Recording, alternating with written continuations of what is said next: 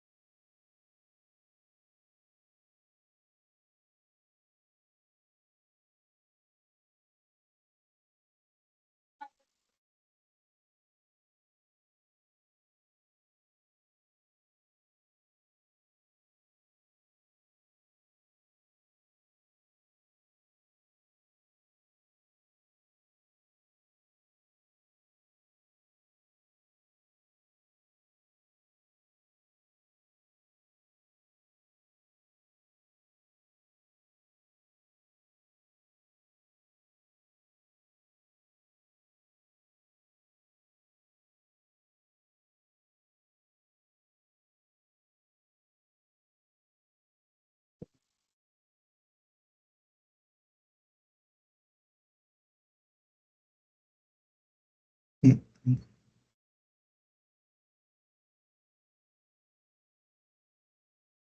I'm not sure why this is fitting too large number here.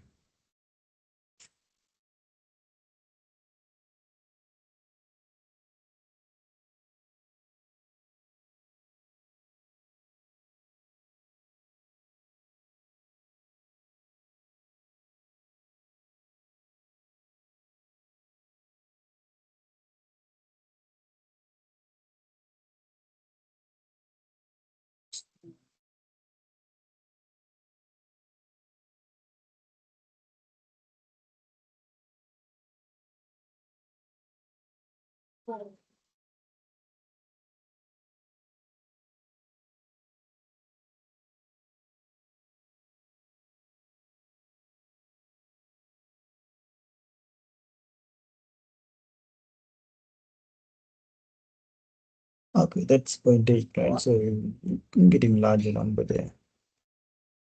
So mm,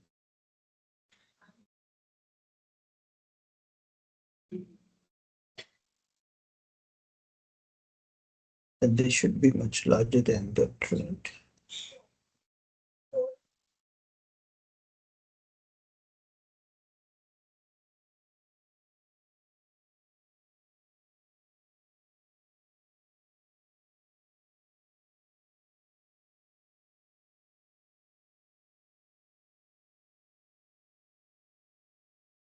Ah, okay, I put a wrong number here, right? So this has to be not even, so it's F6.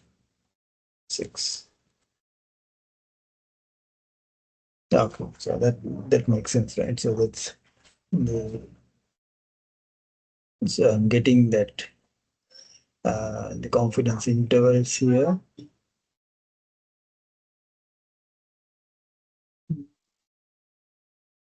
I forgot that. I was thinking about what is the mistake here. So I forgot to multiply by the divide by n here, right?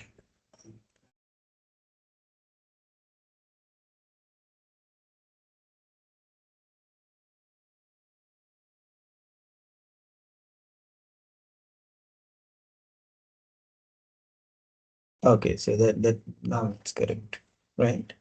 So so we show that these proportions are should be something between 0 and 1, right?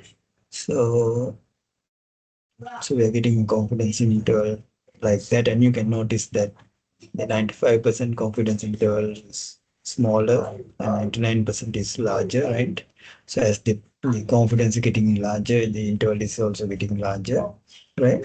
So so that's how we can do these calculations there. So that is number 4. And so I have the few more questions here. So let's think about, so now it is recording. And uh, so, so let's go for the number 5. Let's discuss about that one.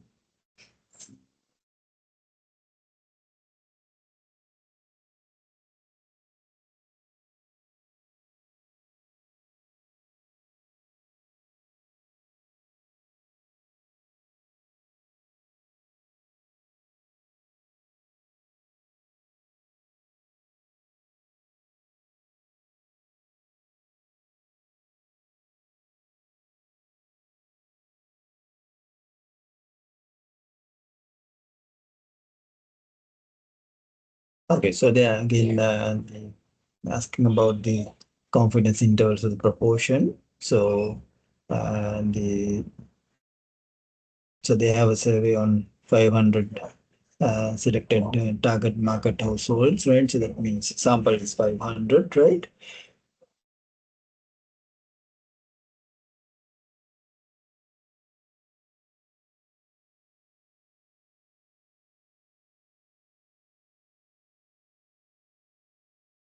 And then the sample proportion is 16%, right? So, and we want to develop the 95% confidence interval. The for the market share, right? So let's calculate it. So let's input this information. So sample size is 500 and proportion is 0.16 and the alpha is 0.05. So we have that same information and let's calculate our standard error, right? So that's equal to the, so let me copy and paste from here.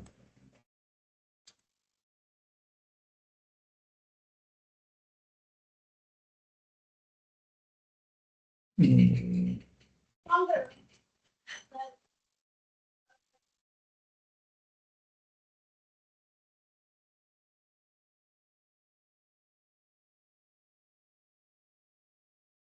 So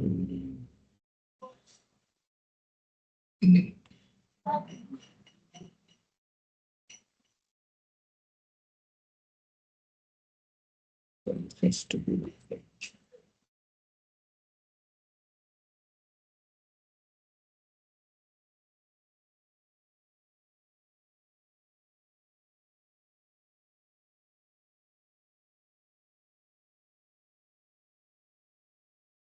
um,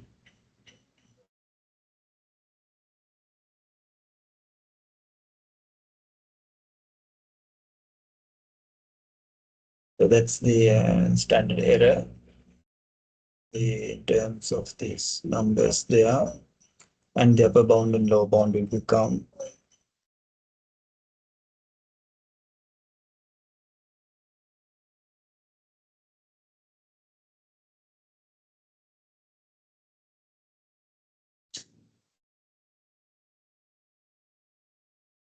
So these are the upper bound and lower bounds for these. So therefore, like it's around the, so for the number 5, so it's the it will be around the 12.7% to 19.2%. So the 95% confidence interval is around those two numbers, right? So then the can the company reasonably conclude that they have a 20% market share or 18% market share, right? So what number they can conclude here? So up to the 95% confidence level, right? So what they can conclude is, so if you look at their confidence interval, that 20% is not inside it. So therefore, with up to the 95%, and they don't have much confidence to say that it is around going to be 20%. So, but 18 is inside this. So they can guarantee that can go up to 18% or up to 19% maybe, right? But not up to the 20%, right? So that's the 18 is kind of like okay, something inside the interval, right? So, but the 20% might be a little bit larger. So therefore, by looking at the confidence interval, right? So we don't have much confidence to say that that can go up to the uh, 20%. So that with the 95% confidence, right? If we increase the confidence level here and so 0.05 up to 0.01, Then you can see if you go for the 99%, then it's the 20 is included. So if you increase the confidence level, then you can say that 20% can be there, but the that you can see that like once you increase the confidence level, there can be high chance of making a type 1 error, type 2 error, right? So that's kind of like the danger that we can have. So that's why people don't like to go for the higher confidence levels like that, right? So if you go for the on 95%, so then you can see that the confidence interval does not include the 20%. So they cannot guarantee that 20% is there. Okay. So that's the that example. And if you think about the number 6,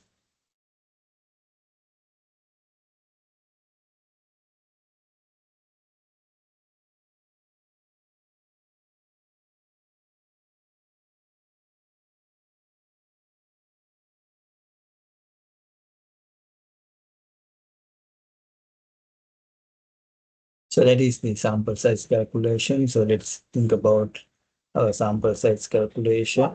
So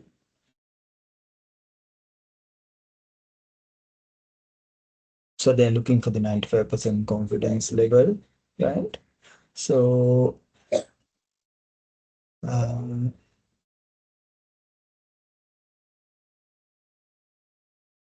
and then the error margin is 2%, right? So so with that information, so let's see. I want to look at the formula here. So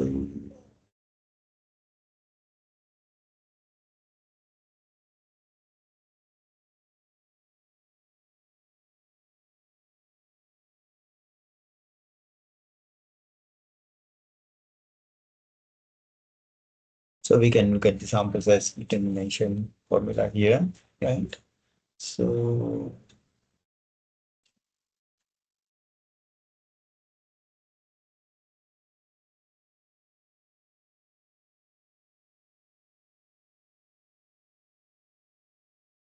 so if we look at this formula here,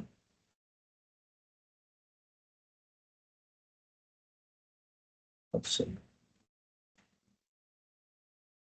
So if you look at the formula there,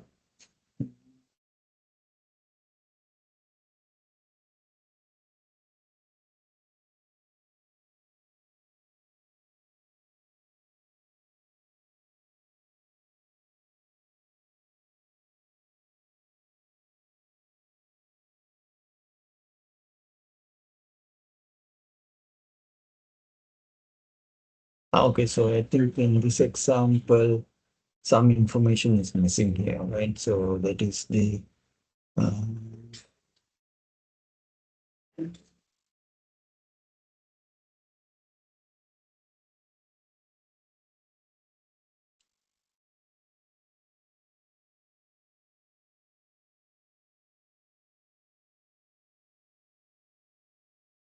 so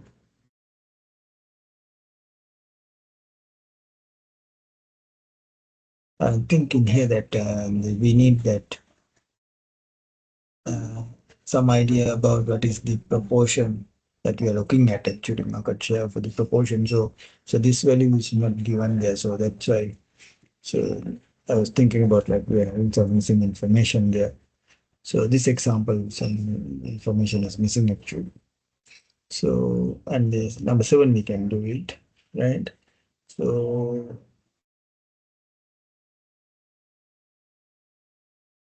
now we can think about like number 6 by putting some additional information there. And if you think about like uh, if you're looking for a market share, say something like 20% in the just like in the previous one, right?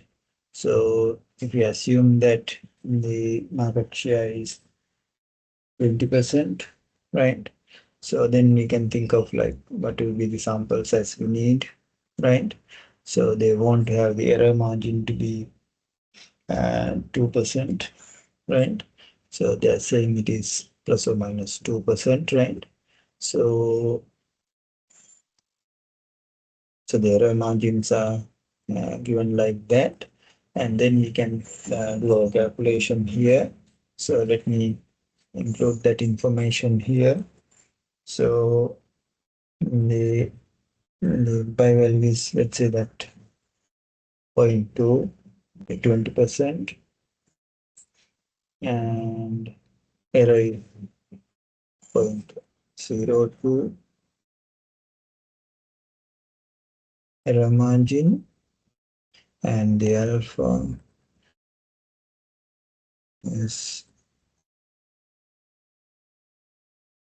0.05. So with that information, right, you can use the sample size calculation. So the n is going to be the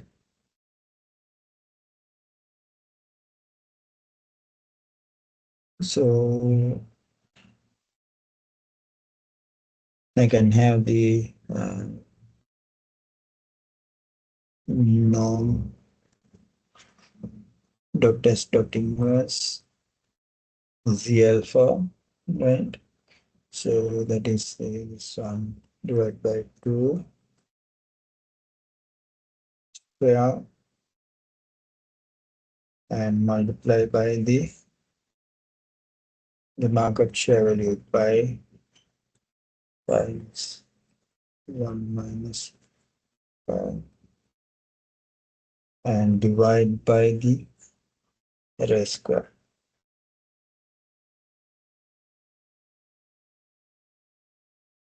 So we can look at the sample size it is providing, right? So with that, we are looking for that 20% market share. Then you can think of like a sample of like 1,500, right? So they are giving us some larger uh, sample there, right? And then if you think about like if you can change these to the say 20% to 10%, then you can see that sample size goes down to say uh, 800 to 900, right? So you can notice that like depending on the sample, the proportion that you're expecting, right? So your sample size getting smaller, right? So so those are the calculations you can think of, right? So if it just adding that information and the going with that calculation there. So and if you think about number 7, then uh,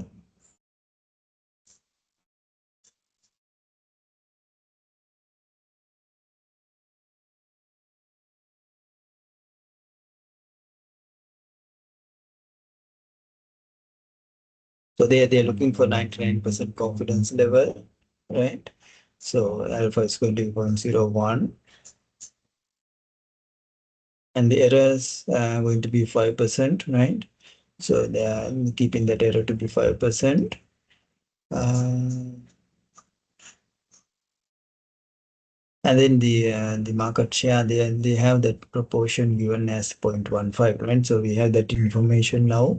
So if we include all this information here, so the proportion is given as 0.15, right? And the error is say 5%, so therefore 0.05 and 99%, so therefore 0.01. So that's the information we have. So then you can have the calculation. So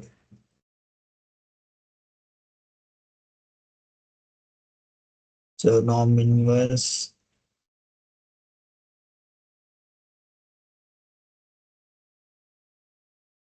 square multiplied by the market share value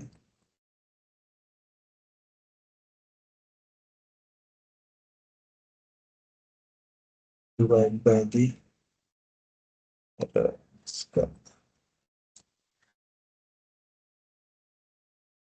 So that gives us the sample size something like 340, so around that would be better, right? So if we can get a sample of around 300, 40, 350, so that will be better, right? So then you can achieve these their margins and provided there. So so that's the this question here, number 7. So those are the some practice questions for your assignments, right? So now with that, you should be able to work on your assignments, right? So and now we can move on to the discussion on the regression analysis. So I think last time we came up to somewhere here. So let me start on that. Let me just refresh your memory on the regression as well, and so we'll continue from with the discussion. So give me a second.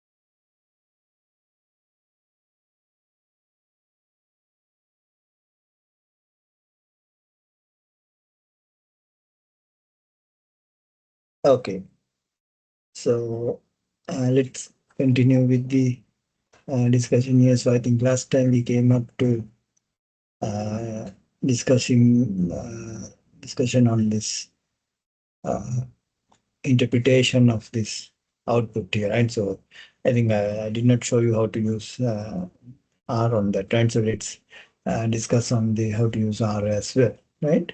So we can discuss on that our simple linear regression. So we basically having the idea of like uh, once you have the two variables, we find the relationship between those two variables. So we like to predict on one variable based on the another one, right? So then, of course, in that case, we identify that uh, once we're predicting on one variable, not just the uh, one you know, independent variable, there can be more than one independent variables there, right? So you can say a bunch of variables and can use them to predict on the another one, right? So we are in the process of that. So once you are doing that, so basically now once you get the in terms of the Excel, right? So we can see that we are getting some outputs like that. So,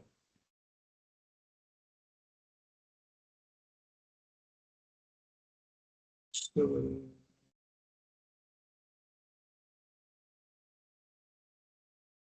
I think this is the that example, right?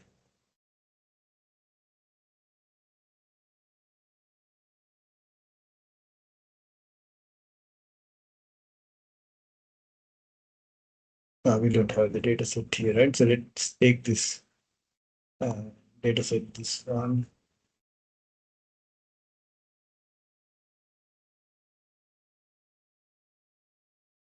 Yeah. So let's take this data set here. Let me close.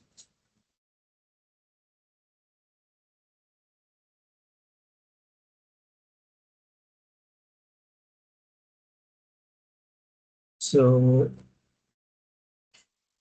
if you take something like some information like this, the square feet and the price. So these are the price of the house, the house, and then size of the house, right? So you can take that information.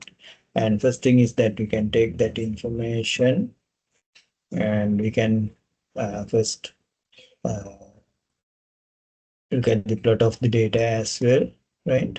So, so that is the plot of the data regarding that. So the this is the size of the house, and then this is the price of the house. So then, of course, our target is to predict on that, right? So once you know the size, then you can predict the value of the house based on that. So you can see that they have kind of like increasing pattern there, right? So that's why we like to fit a line for this one, right? So we can go for the regression analysis on that. So now once you're going for the regression analysis, so we can go for the our data and data analysis tool back here, right? So previously we discuss on that some of these packages there, right? So the and here we can go into the our the regression package. So we um, earlier we discussed about that the one sample and two these tests and so on as we talk about these examples last time, right? So then you can go into this regression tab here. There you can see I can input that my y and x values here, right? So for the y, so this is my y values here, right? So I can select that and then I can go for the x values here and I can select that. So, and you have some options here, right?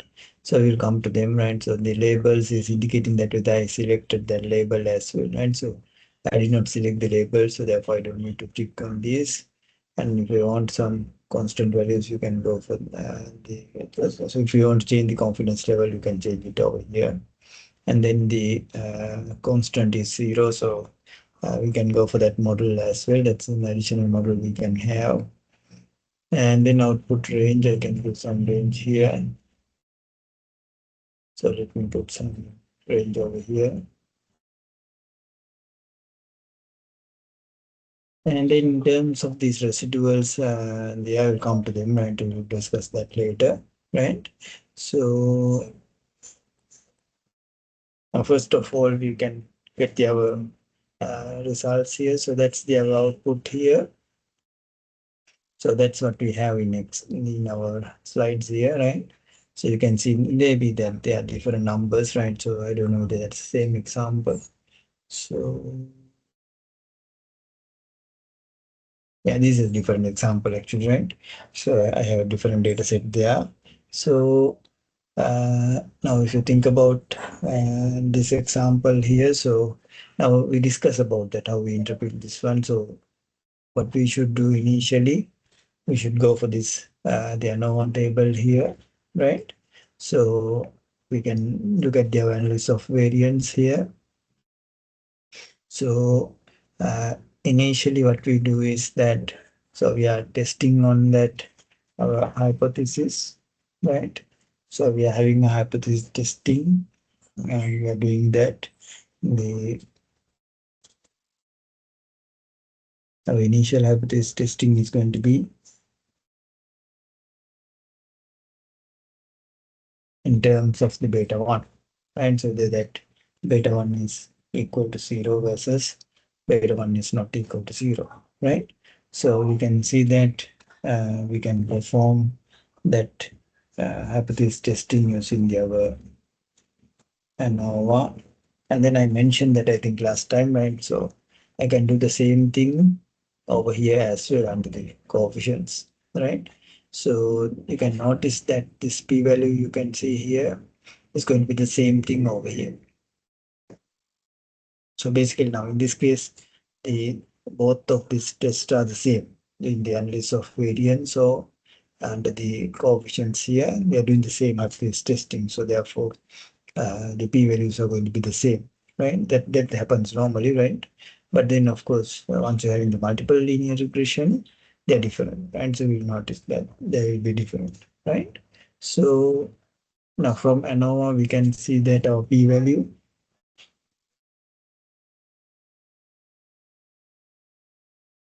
there is 1.73 and then times 10 to the power -10, right? So that's the our p-value we are having. So that's going to be a very small number, right? So definitely that's below 0.05 our cutoff value, right? So what does that indicates? So we can easily reject our hypothesis of this one. So that basically indicates that we have some regression here, right?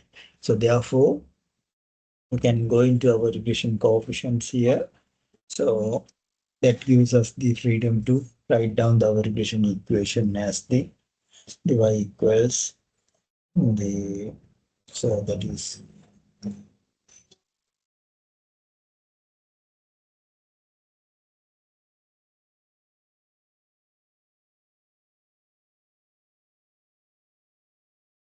so that is the intercept and 65.071 times x.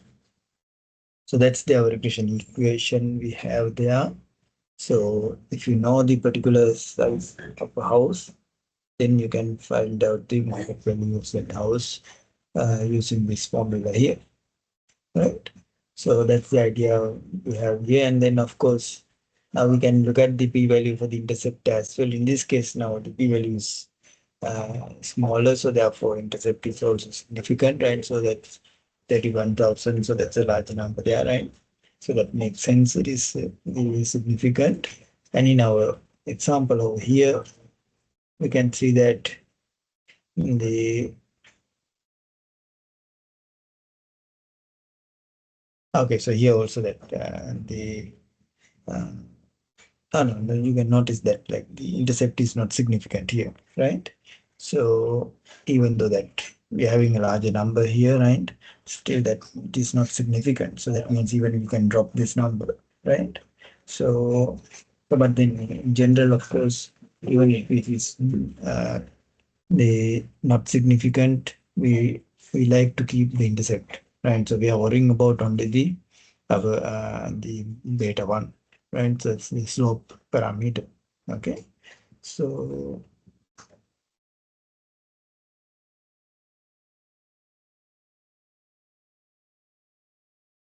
so that is the indication of we can notice that we have the idea of the uh, we can predict the market value using the our size of the house. So we have that the regression is significant here, right? So then, of course, after you identifying that ANOVA and the coefficients, and after you writing down your formula, the next step is going to be you can check on that our R square value. So generally, that you can look at that there are several R square values here, right? Out of these, in the simple linear regression, we look at the directly the R square value, right? So we can see that.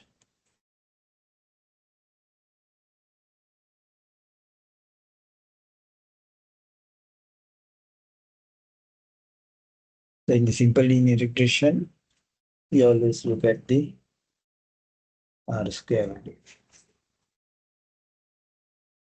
right? And in the multiple linear regression,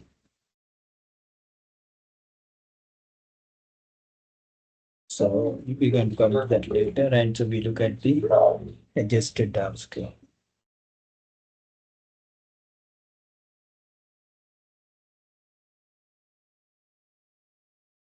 right?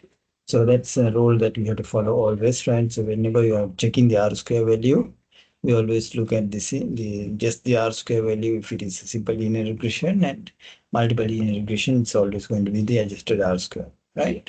So once you're looking at the R square values, what can you see here? The now in here that R square is 57%, right? So it's not a very large number.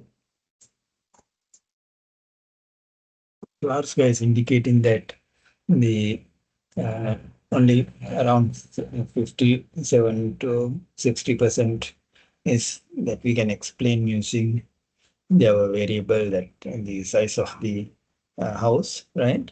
So that is indicating that in general there should be some other variables as well. But if you look at our example here, there you can see R square is very large, right? So 96%. So that's indication that in this case, basically exercise is highly predicting the market value. So it depends on the situation, the sample that you are taking at. So in this sample, you can notice that the sample size is highly depending on the market price values and depending on sample size, right? But in practice, of course, you can notice that there can be some other variables as well, right? So, so that's the idea of that the 96% you can see R square here, right? So, and if you look at the data also, you can notice that you can see that it's kind of like in a linear fashion. Okay. So,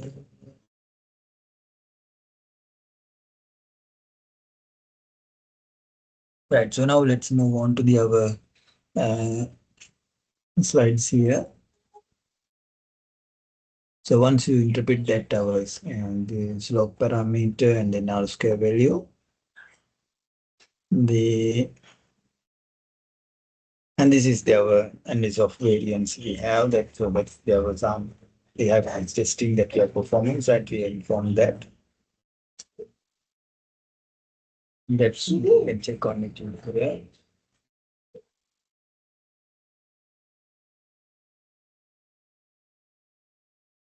And we can notice that they are providing the confidence intervals as well. And so if you look at the our data here, you can see that they are providing the confidence interval as well, right?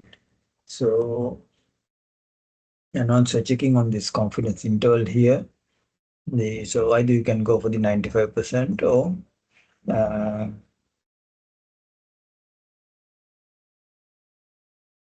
right here that same thing repeated actually, right? So then the same confidence interval is repeated. So in here you can see that like they can provide the 95% as well as some other confidence level as well.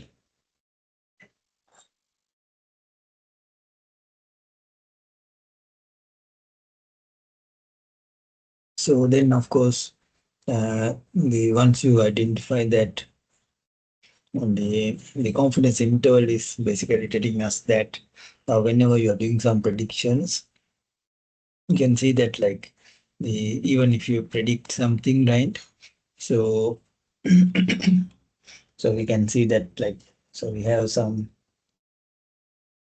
data points, something like that, right?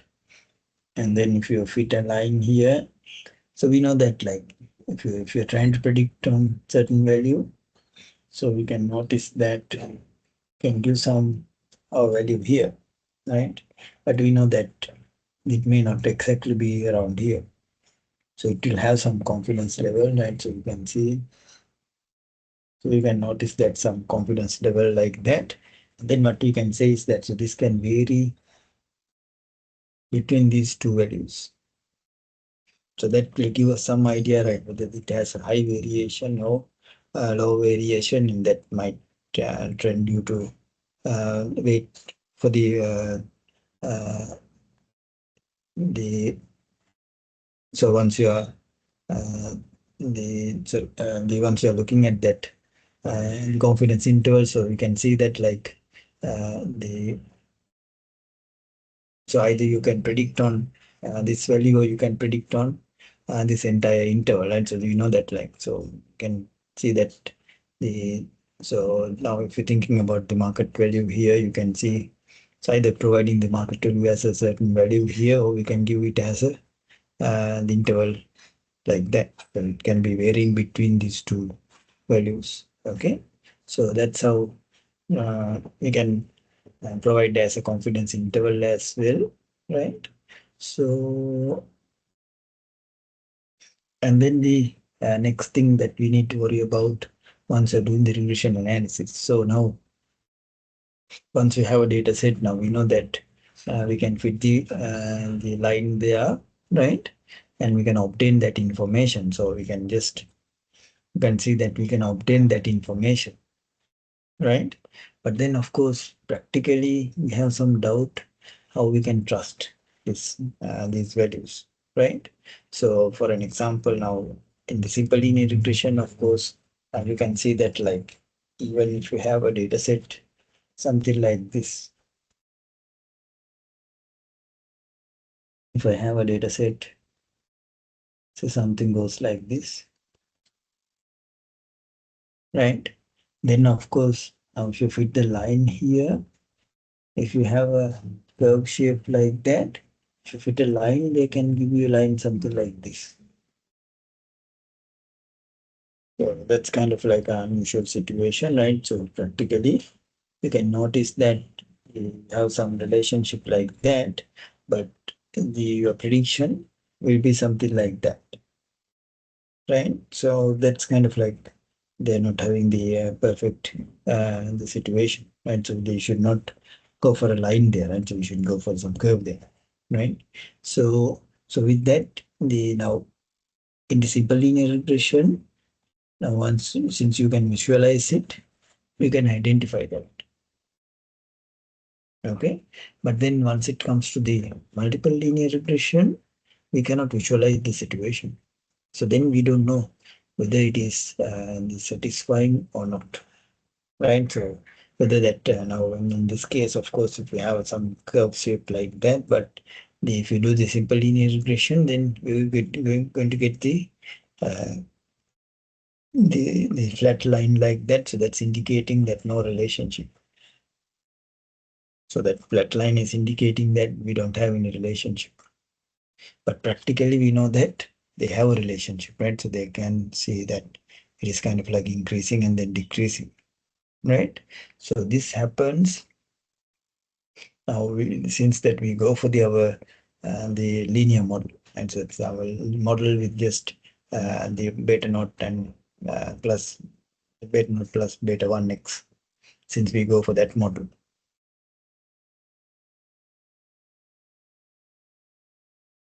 Now, in case that if you fit a model that is not suitable, how we can capture that one, right? So to capture that, we should develop some technique as well. So to capture that, the method that we are developing is going to be the residual analysis. So how do we perform our residual analysis?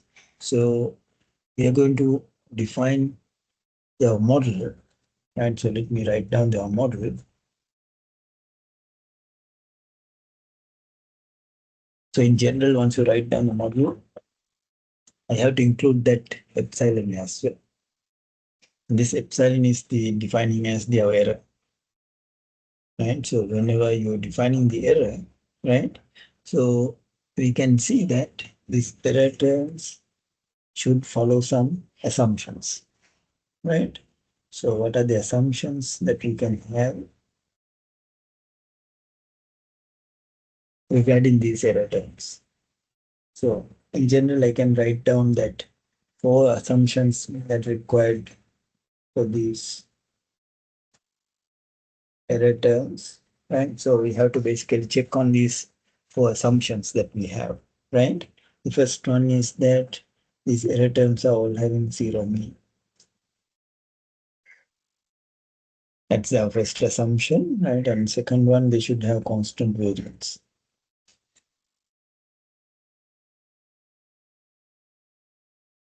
Okay, so once you're defining the error terms, right? So they should have the zero mean and then constant variance, right?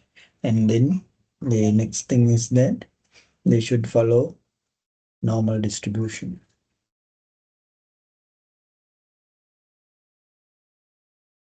So they should have the normal distribution as well. And finally, they should have the independent property as well.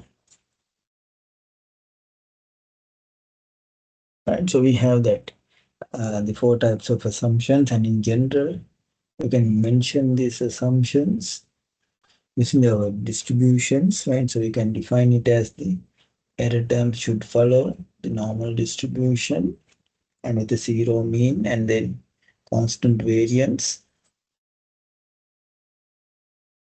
And then they are the independent and identical distributed. So that the idea of that independent and identical distribution, so that means the uh, they should not have any particular pattern, right? So they are totally random, right? So once you uh, notice any particular pattern with your residuals, so that's kind of like a doubt we have.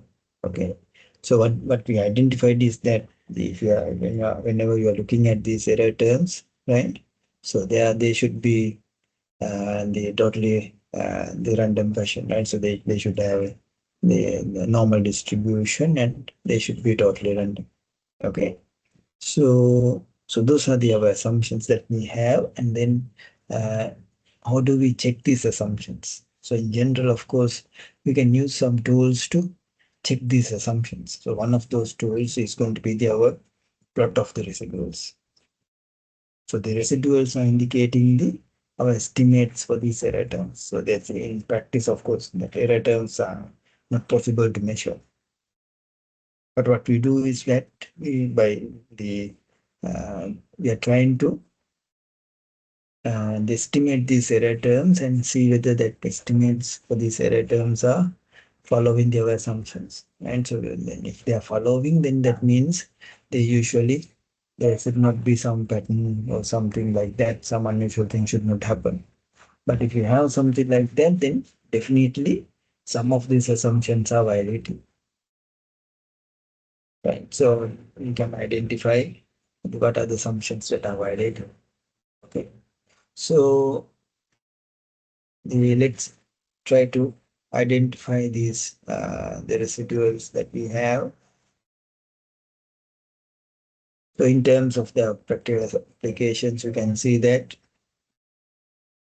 for this example, they are providing the residuals here.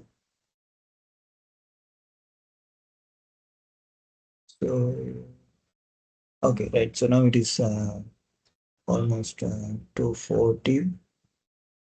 Um, shall I take a break? So give me a second. So let's take a break and I will start at around 2. So now it is 2:40. So 2:55, right? I will start at 2:55. We will take a 15-minute break and then we will start.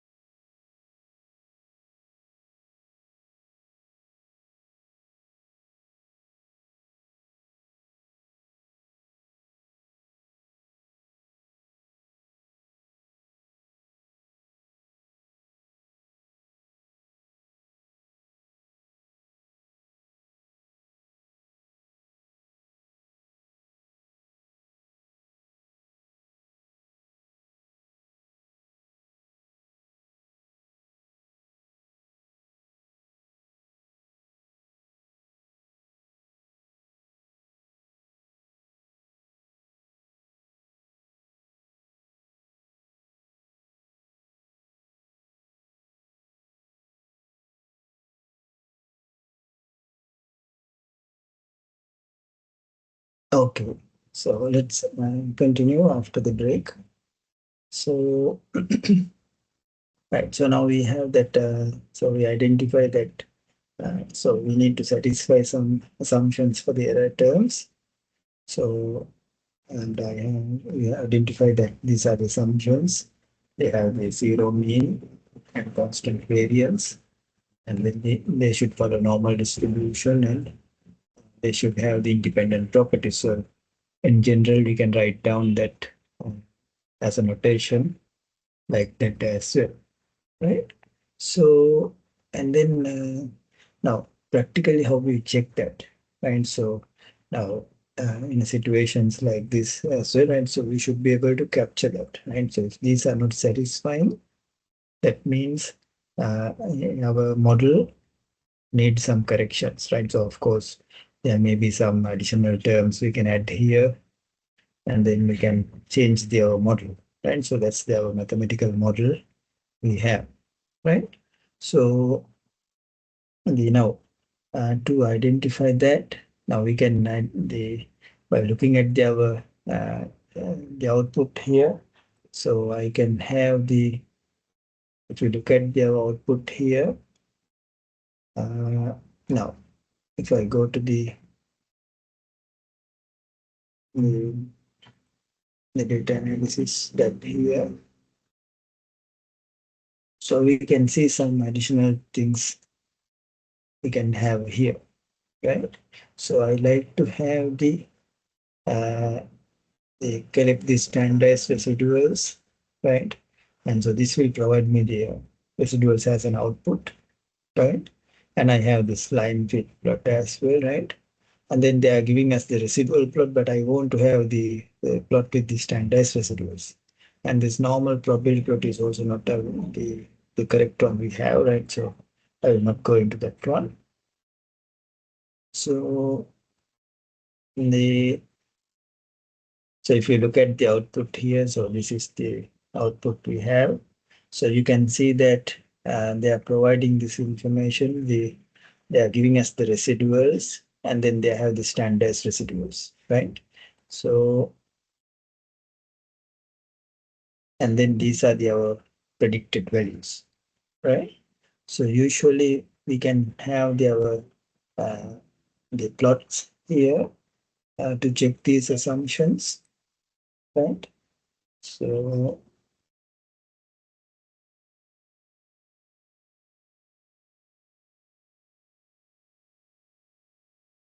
So to check these assumptions, what we can have is that uh, we can have the other uh, plots.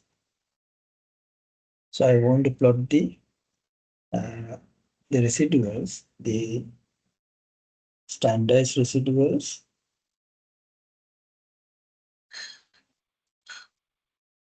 and then versus the fitted values or the predicted values.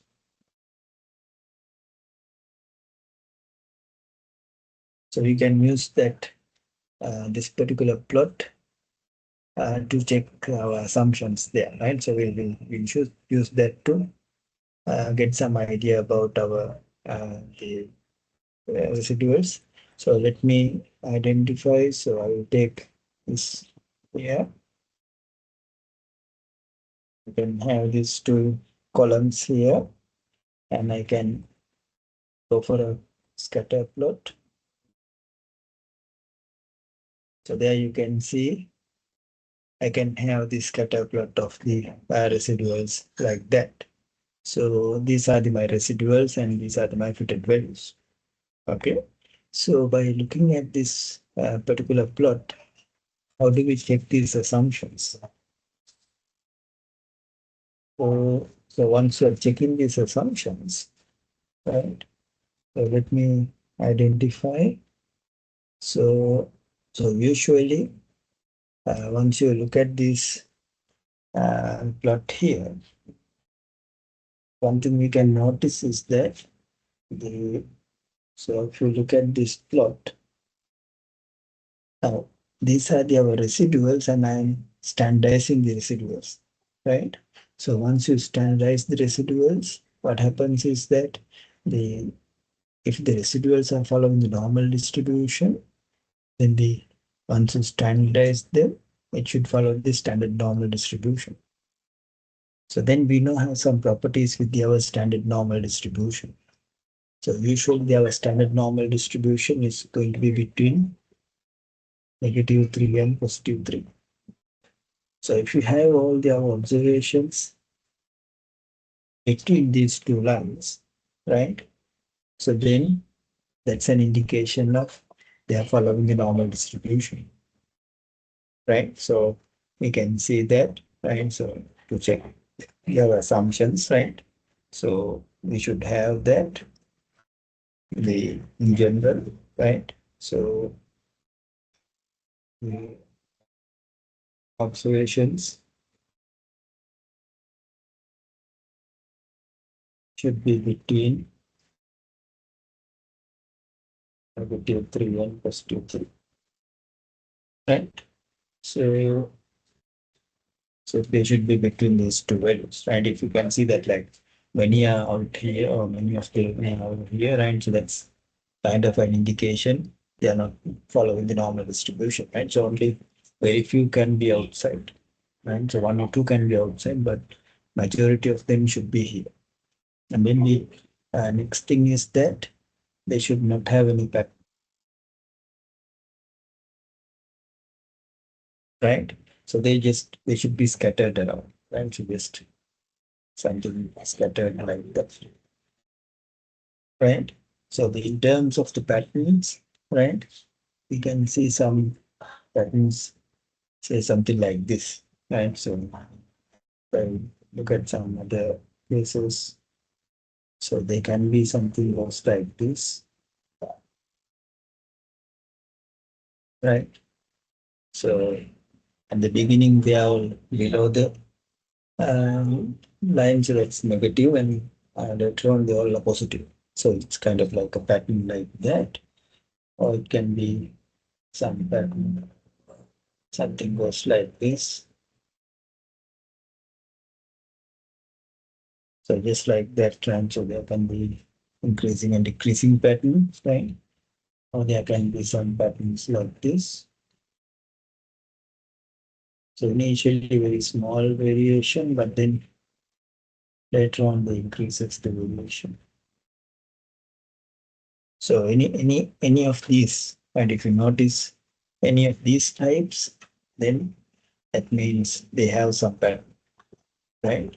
So these are the patterns we are looking at, right? So if it is having one of these, then it can be like down. This is kind of like that, or it can be going down like that, right? Or this can be in the other way as well, right? And this is can be going in the other order as well, right? So it's anything similar to this, right? So then some doubt is there, right? So that's our assumptions are not satisfied. And then also like zero mean, so that means like they should be around zero, right? So they should be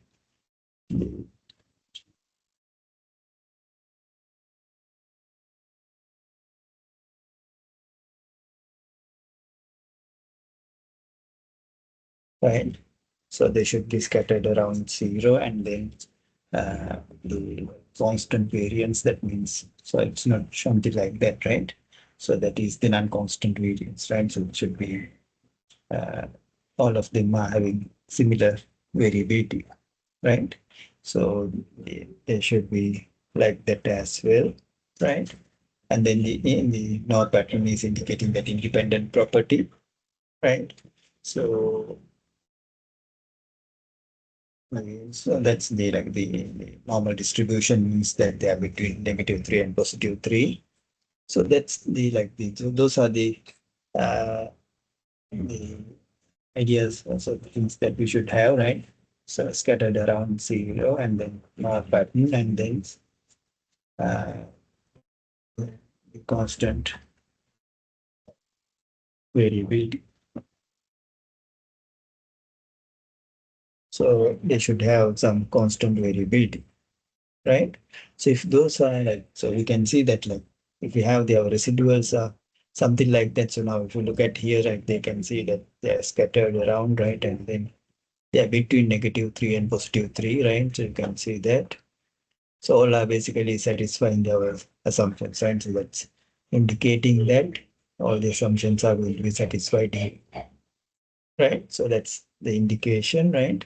So usually they are going to be like that, but in case that if you are fitting something similar to this one, right? You have a curve like that, then the if you fit a line, then it's not a correct one, right? So therefore, the, your assumptions might be violating something like that. Okay, so now so that's the generally the idea that we can have. So uh, the, so these are the idea that you can identify, right? And one more thing I can find out here, right? So the other unusual one is the outliers, right? So now the what we can see is that now you can see that like so they are scattered like that, but then suddenly one or two some may be outside here like that. So that may be some unusual observations to have, right? So those can be outliers, right? So that's unusual observations. So once you detect any unusual observations like that, so we have to carefully study them. So once you collect the data, you have some idea what type of data we have, right? So so based on that, first thing is that you can check whether you have any data recording error or something like that, right? So if you notice any error, then you can correct it. Okay. Otherwise, if there is no error, then you can check why that kind of observation is there. So for an example now, if you are thinking about like the you're measuring the height of your students or something like that, and suddenly there is something like 10 feet or something, so that's not possible, right? So some recording error is there, right? So if you see something like that, then you have to you can drop if it is not sure, right? Like an unusual value like that, right? Or if you're getting some negative number, then it's not possible, right? So things like that you can correct. But if we see that like it's actual observation, but it is providing some unusual the residuals, right? So that may be the so that observation is there, right? So that can be causing us some trouble, right? So if it is actual observations or something like now if you think about our rainfall data, right? So that's kind of like rainfall is time series data, but for an example, I can tell you that the in terms of the rainfall data, the once you are looking at the rainfall situation, the we can remember that like recently we had something like 500 millimeters, right? So the unusual rainfall only one day, right? So to collect that data, usually what we have is like all the data is around 100 and 200, and suddenly one is there for the 500. So that's kind of like unusual observation, right? But that is there, and we cannot drop that. So we have to do our analysis, including that. So we just if it is an actual observation, then we have to keep it.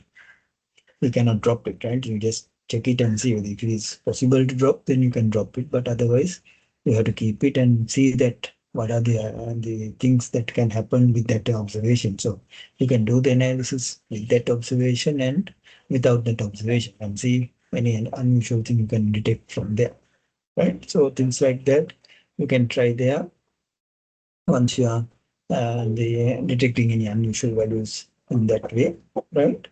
And then there are like if you think about like some advanced analysis in terms of like in our regression in our Excel here, they are not providing that information, right? But if you go for this Stat Plus package, they are providing that additional information as well. I can show you some additional information by using this Stat Plus package as well, right? So there are regression here, and so now just to tell you about this Stat Plus package, right? So for the regression, you can use this one, right? So they have some basic packages available there, so you can see that testing here, right? You can do those things there, right? And the list of variances, right? Some options are there and some regression options are there, but usually that many of these packages are not available. So in our regular package, these are not available. So the so you can see that like some of them are hidden, right? So you can see, so the many of these are not available. So, but I think in the regression here, right? So in the regression package is there.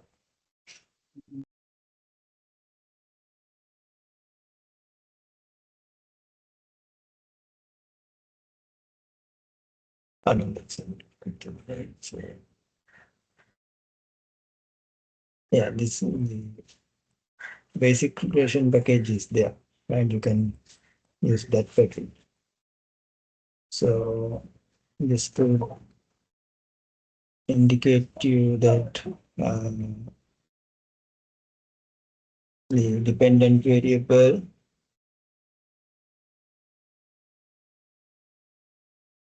is the price and then independent variable is square feet, right?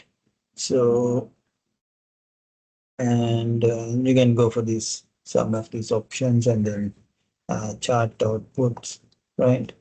So the plot of the residuals, so they are providing some of these chart outputs as well. And then in terms of the residuals, I'm asking to use the standardized residuals, right? So so these are the some options we can have there, and I can say okay.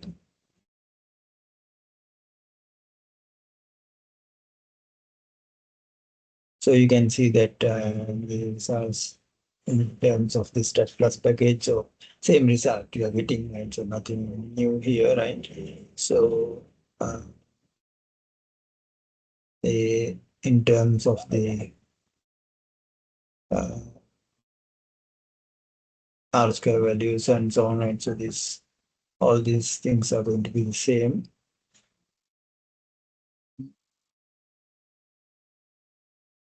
Oh, something went wrong.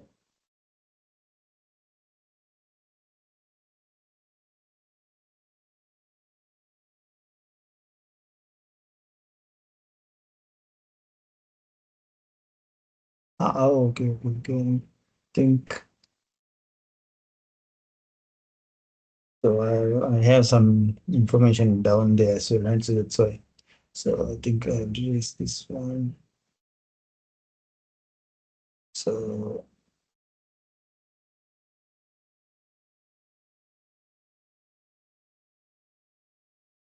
yeah, I had to have a new one.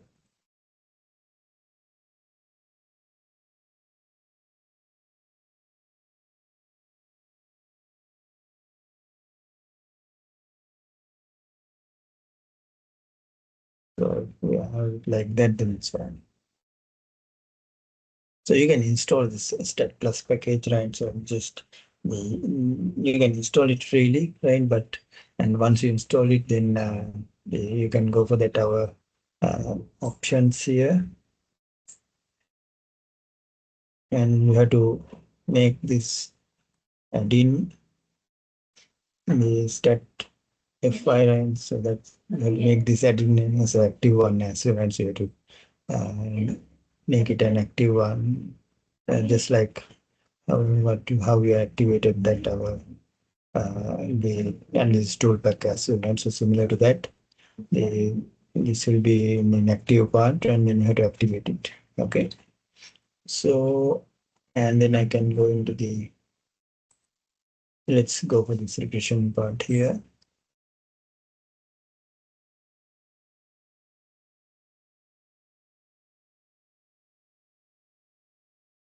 So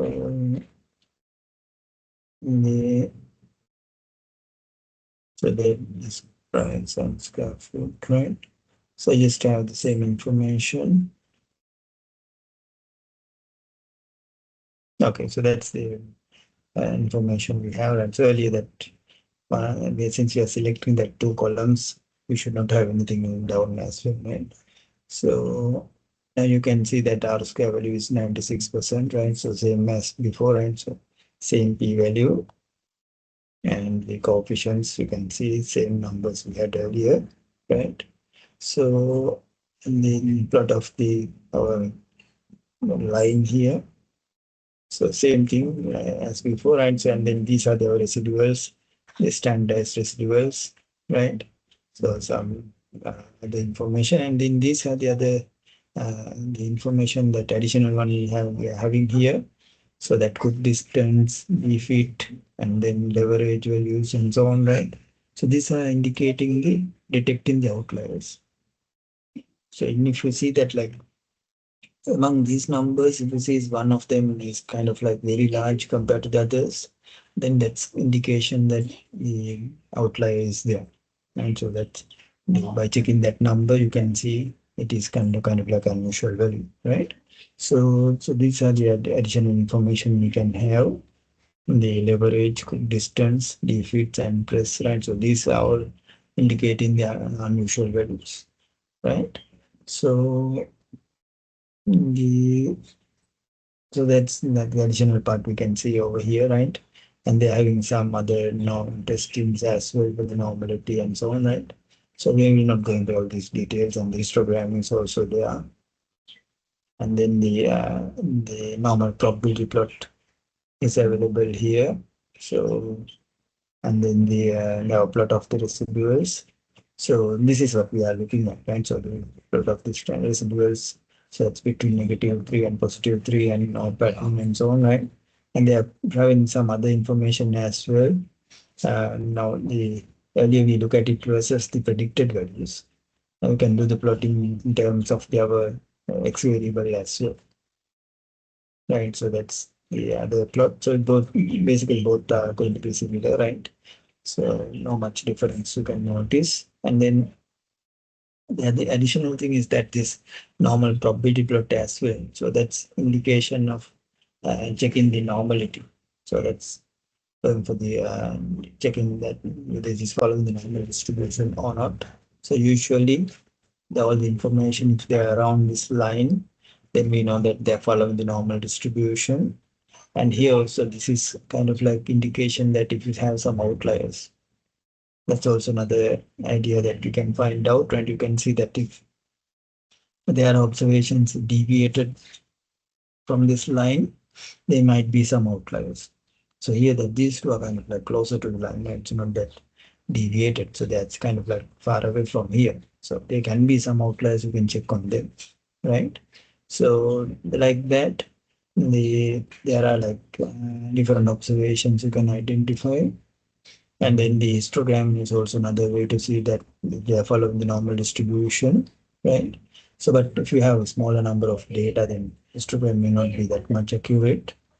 So, so then like those are the indications. You can see that you can do hypothesis testing for the normality as well. So these are the common testings that we can have. So like that, the additional information you can get from there. And but if you use the Excel directly, then just you have this information. Okay.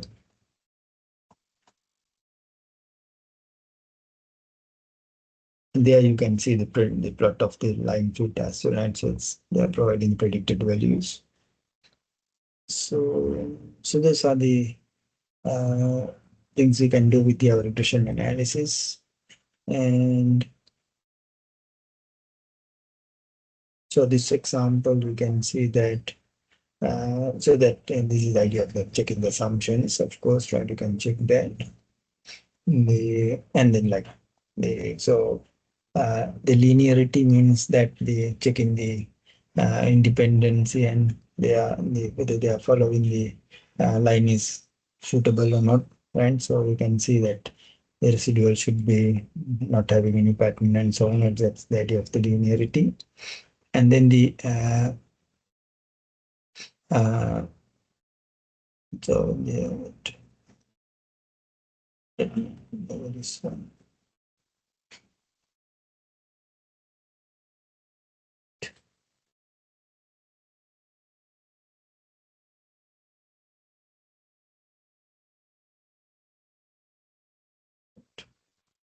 So once you're checking the normality of the errors, right?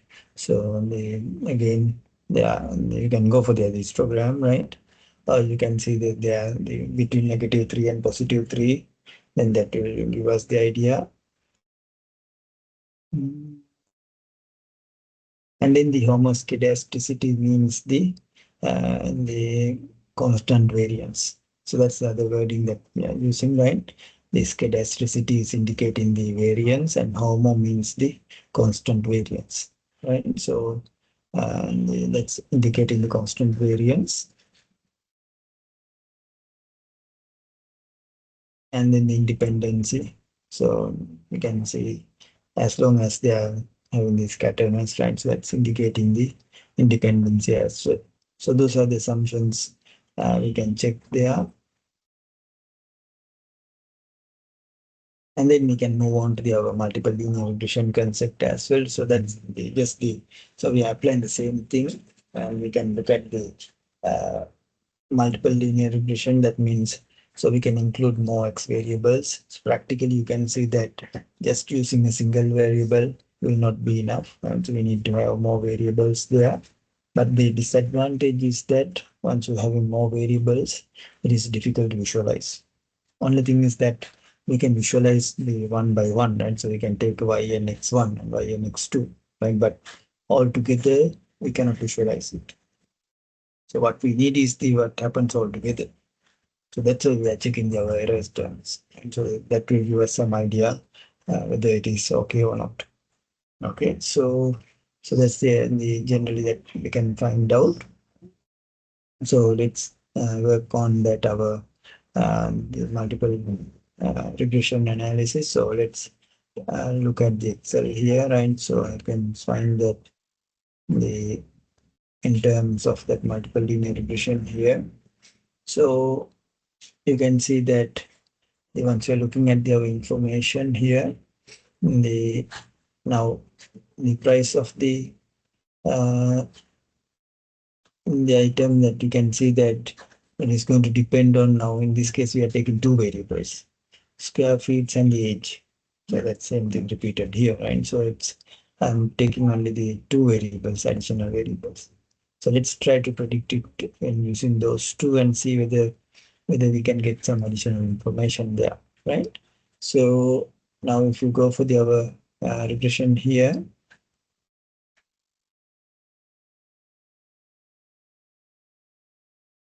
so then of course once you are entering the data, so you can see that our y variable is the price. So I can select this part here. And then the x variable, I can select this entire range here. And we have the same things as before, and so I'm not going to change them. So the output range, I can get some value here. Let me go down. I just done somewhere here. So that's my output we have.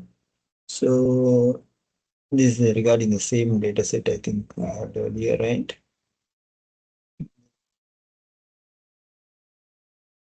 Yeah, it's the same data set, right? So one thing we can notice is that once you do the multiple linear regression, now you can see the R square value is getting larger, right? So earlier it was like the 96, right? And now it is increased to the 97, right? So that's usually going to happen, right? So R square value is going to increase as long as we are adding new variables. Okay, so and then we can check that our F ANOVA here, the p value of the ANOVA.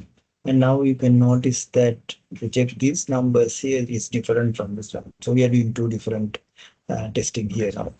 And so that's why we have the two things here, right? So usually this is ANOVA is introduced for the multiple linear regression. So let's look at our testing here in terms of analysis of variance, right? So in the multiple linear regression,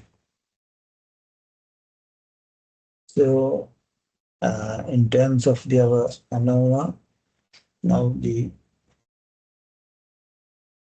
once you go for the ANOVA, the our the null the our hypothesis testing there, and so what is going to be the H naught and H1.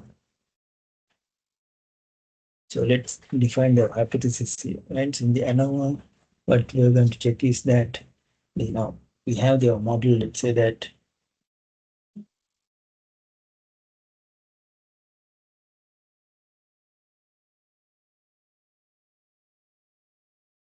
I will have several variables here, right?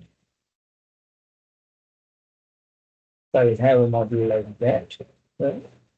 So then the null hypothesis is going to be basically variable on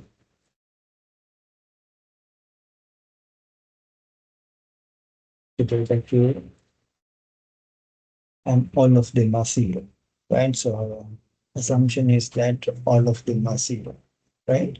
And then the alternative one is going to be the at least ones.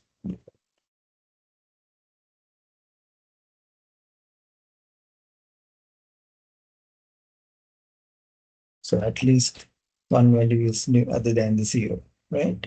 So therefore, like if at least one is zero, then of course we have some regression to do, right? If all of them are zero, then we don't have any regression to do.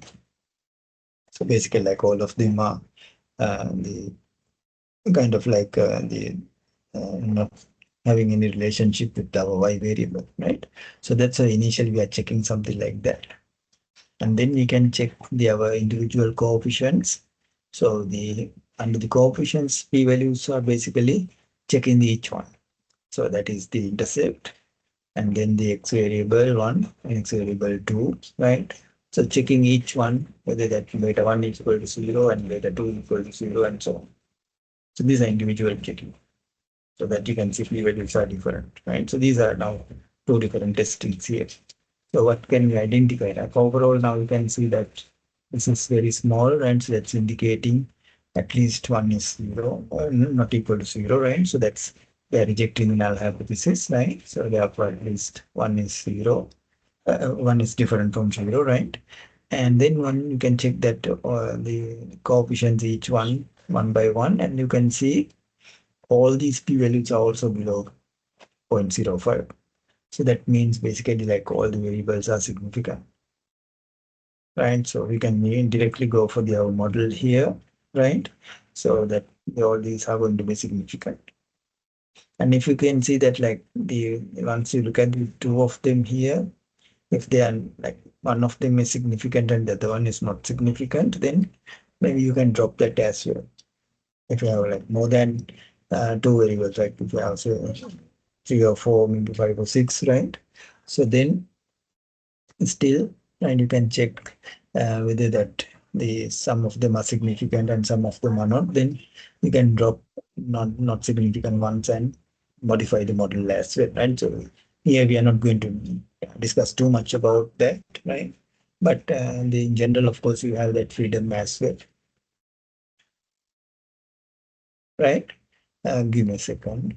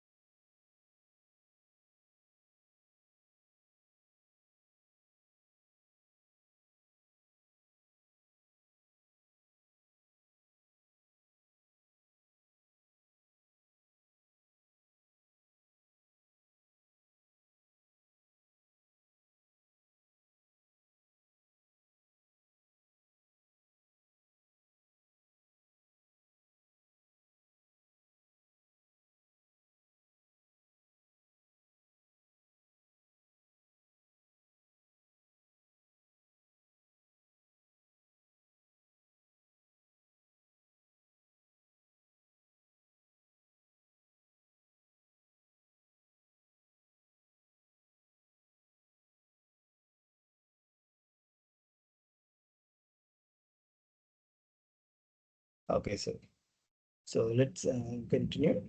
So I can see that like if I check in these p values, of course you can drop some and then uh, the you can do some modifications to your model as well. But so that's kind of like an extension you can think of, right? So yeah, we have that some other additional techniques available. There are forward technique and backward technique and so on, right? And stepwise technique and so on, right? So there are other techniques available as well, right? So now we are not going to discuss all these things here and was the due to the time constraint, of course, right?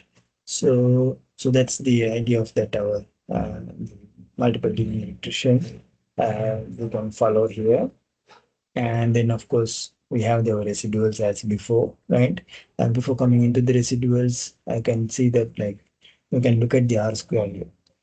Now, in terms of the R square, now I mentioned that we have to look at the adjusted R square. So always when you're looking at the multiple linear regression, we we have to look at the adjusted R square. So thing is that now once you look at the R square, you can see it is always keep on increasing. As long as you're adding new variables there, the R square is always keep on increasing. That's kind of like a biasness. So we are removing that biasness and doing some adjustment. So that's why we call it as the adjusted R square. So as long as you're having the more than one variable, it's always better to check the adjusted R square. So that you can check now the 96.8, right? And see whether that is larger than the previous R square, right? So in our simple linear regression, in our uh, in this example here, so our previous R square is 96.0, right? So that you can see the still that the adjusted R square is larger than the previous one. So that's indicating that by adding the new variable, so our the R square values keep on increasing, right? So that's in general. So you can see that you can keep on adding new variables there and see whether that R square value is the adjusted R square value is whether it is increasing or decreasing. And so adjusted R square can be decreasing as well. So if it is decreasing, of course, no point of adding that new variable. So we can add the variables that to keep on increasing your adjusted R square value, right? So that's the idea we can have in terms of that. And then in terms of our residuals, of course, we can check our residuals just like in the previous case, our the predicted values, the standard residuals. The,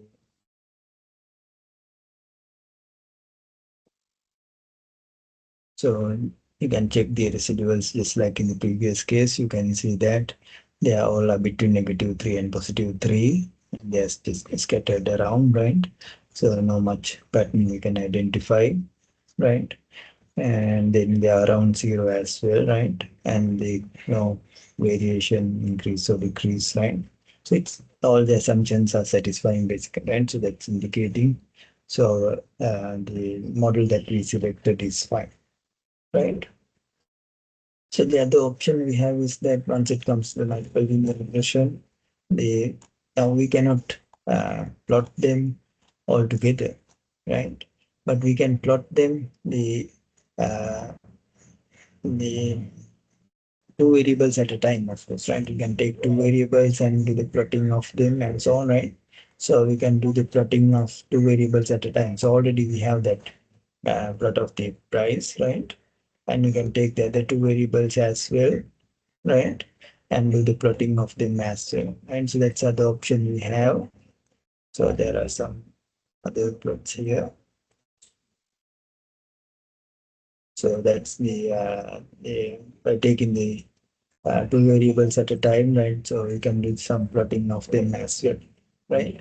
So the so that way also we can see some idea, right? But if you have a larger number of variables, of course, then taking two at a time and do the plotting also kind of like the uh, time consuming as well. So that sometimes it may be difficult to follow that as well. But use some other softwares, of course, like if you use the R software and say some other softwares like that, they usually provide you that plot. So as a matrix plot, they provided something like this, right? So you can see they might provide you the plot like this. So that they are providing that y and then x1 and x2. So they you can see some plots like that. So they provide the plot between that y and x1 and then y and x2 and then x1 and x2 and so on. And so that they are providing the plots between the each variable, right? So but in Excel we don't have that option, right? So if you do that, then you have to do it manually one by one. Okay. So so those are the in terms of like multiple linear regression. So some examples here. So this is another example. So now they are like the if you're looking at the uh, they are looking at the number of weekly riders uh, per city, and then the price per week, and then population of the city, and the monthly income of these riders, and then available and the average parking rate for that month and so on. And so they look at some variables here, right? So based on those variables, they are we can do our regression analysis on that number of weekly riders. Say that now this is a particular city and they are having that the some riders available by that city, and then they are checking on that based on these variables there.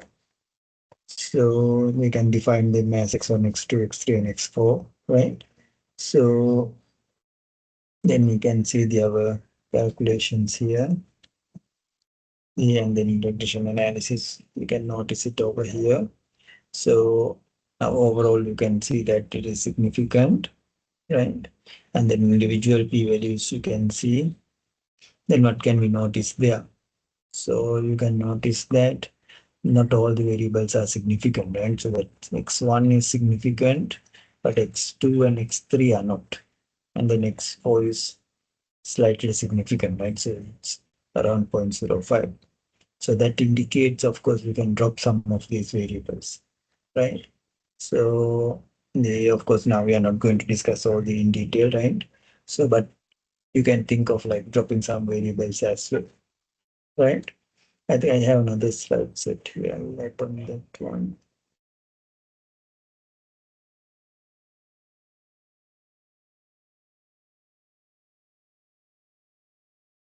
So, so this is the idea of like the now if you keep on adding and dropping variables, right? So they are looking at this particular data set here, right? So now they are uh, in terms of the bank data, right? So they want to look at the average bank balance. So they are looking at some other variables to predict that average bank balance, right? So that's the data set we have. And so that if you look at the variables, that median age, and then the median years of education, the median income, and then the median house, the value of the house, right? And then the wealth of the house as well, right? So that's the wealth of the household, right? So that's in terms of their all the um, assets and liabilities they have, and so based on that we can measure these the values for different individuals. Right? So they are collecting the data for around like how many? I don't know. They have 102 observations here, right? You can see they are collecting the data for 102 observations. So based on that information, so let's try to draw And the regression, there are multiple linear regression, so they have like altogether uh, five variables there, right? So once you do that, you can see that initially you can see the at least one of them is not equal to zero, right? So that as this p-value is very small, right? Then we can move on to the individual p-values here. And once you look at them, you can see that intercept is significant, p-value is below 0.05, and then age is significant, and education is slightly significant, 0.05, right? And then the income is significant, and the home value is not significant as zero point 0.4, and then the wealth is also significant, right? So that indicates basically home value is the one that is not significant and others are okay. And then like the education is kind of like on the margin, right? So then based on that, we can see that home value is the one that is below the above 0.05, right? So that's the cutoff value, right? So based on that, we can think of like dropping that variable home value and do the regression again, right? So let's try to do that, and notice that we have the R square here. Adjusted R square is 94.4, right? So we can remember that number, right? 94.4, right? So I have that number there. And now the after removing the home value, right? So once you remove that variable, and then if you keep on doing the regression here, right? So yeah, again that overall is significant, right? So that's, and you can go for these p values again, right? The again now if you check them, the intercept is significant, age is significant, and then education is now significant, and then the income is significant, and wealth is significant. So all, basically like all of them are now significant, right? So that's indicating that home value is maybe not important, right? So that variable we can drop. And what happens to the adjusted R square now? So it is 94.4, right? So that's now the same as the previous number. So you can see that like by dropping that the home value variable, and so the R square is not going to change. The adjusted R square is going to be the key remaining the same, right? It's not going to change. So that's indicating that the, the dropping that variable is not going to give us some trouble, right? So then you can now the after you identify that all these variables are significant, now you can check the residuals as well. Now here that unfortunately that residuals are not providing, right? So you can check them and see as well, right? So usually before confirming the model, you have to check the residuals as well, right? So so that's the idea, uh, the idea there, the in general, right? So then uh, some additional thing that we need to talk about, right? So once you're looking at that multiple variables there, and that is the additional correlations, and that's multi-collinearity, right? So that's another important thing that we have to be worrying about once you're doing the multiple linear regression, of course, right? So we'll just talk a little bit about this concept as well, the multi-collinearity concept. So what happens is that now you can notice that the once I draw this the plot of the data, usually what we are looking at is these two plots, right? So it's the same thing over here as well, right? So that yes, we can look at these three plots here, right? And once you're checking these three plots, what you can notice is that now these two are the relationships that we are looking at. But there can be some relationship here as well between X1 and X2. That's unnecessary correlation we are looking at. Because these are, we are assuming that they're independent, right? So that in terms of these variables, they are independent of each other. But there can be some correlation between them. So that is the idea of that the multi-collinear. Some additional correlations we can have. And what happens is that due to that additional correlation, sometimes that correlation between Y can be the affected with that.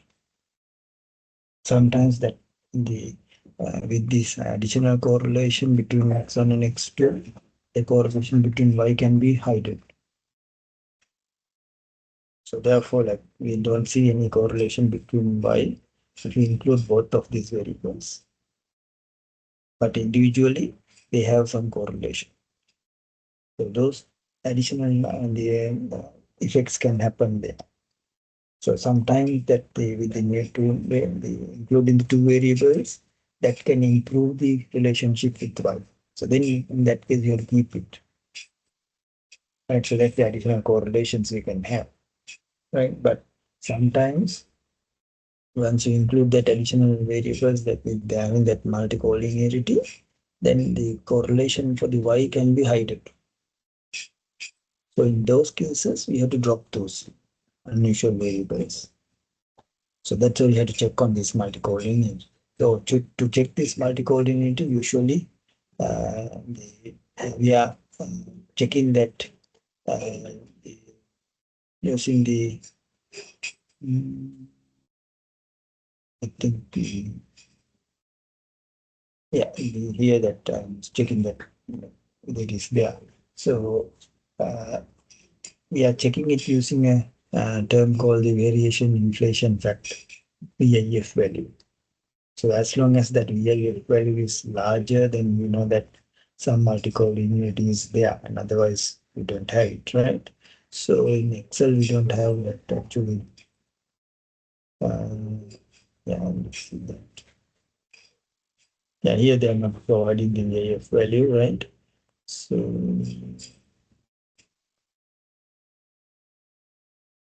mm,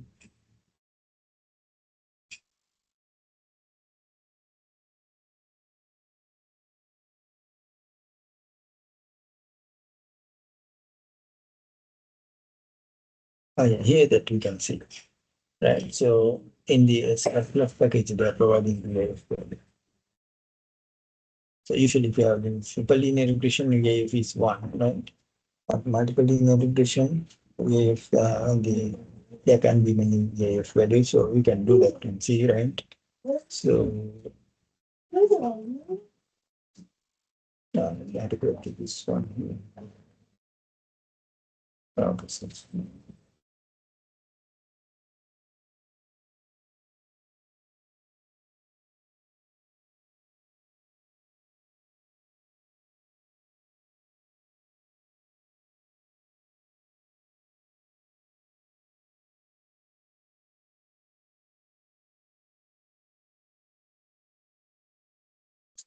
for the step plus here.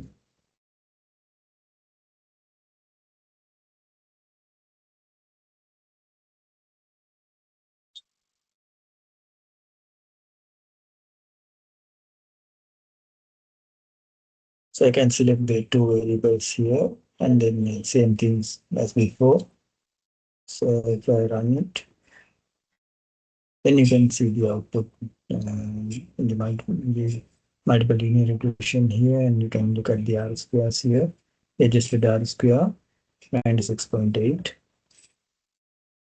and then here that VIF values. So this is indicating that now with these two variables, basically like VIF is kind of like very large, right? So that's usually if it is above 10, we assume that the variation inflation factor is kind of a larger, right? So they are indicating that some multicollinearity is there, right? So that means either we can drop one of them or we can keep it, right? So we can decide it. But and in this case now, what we can notice is that as you can see that the R square value is increasing, and the adjusted R square is increasing, right? So compared to the previous one. So that means like the correlation between the Y and X is not hidden here. So it's kind of like improved. So therefore, we don't need to worry too much about dropping that, right? So in some situations, there can be some the unusual deviations there, right? So therefore, we have to be careful with that. Okay.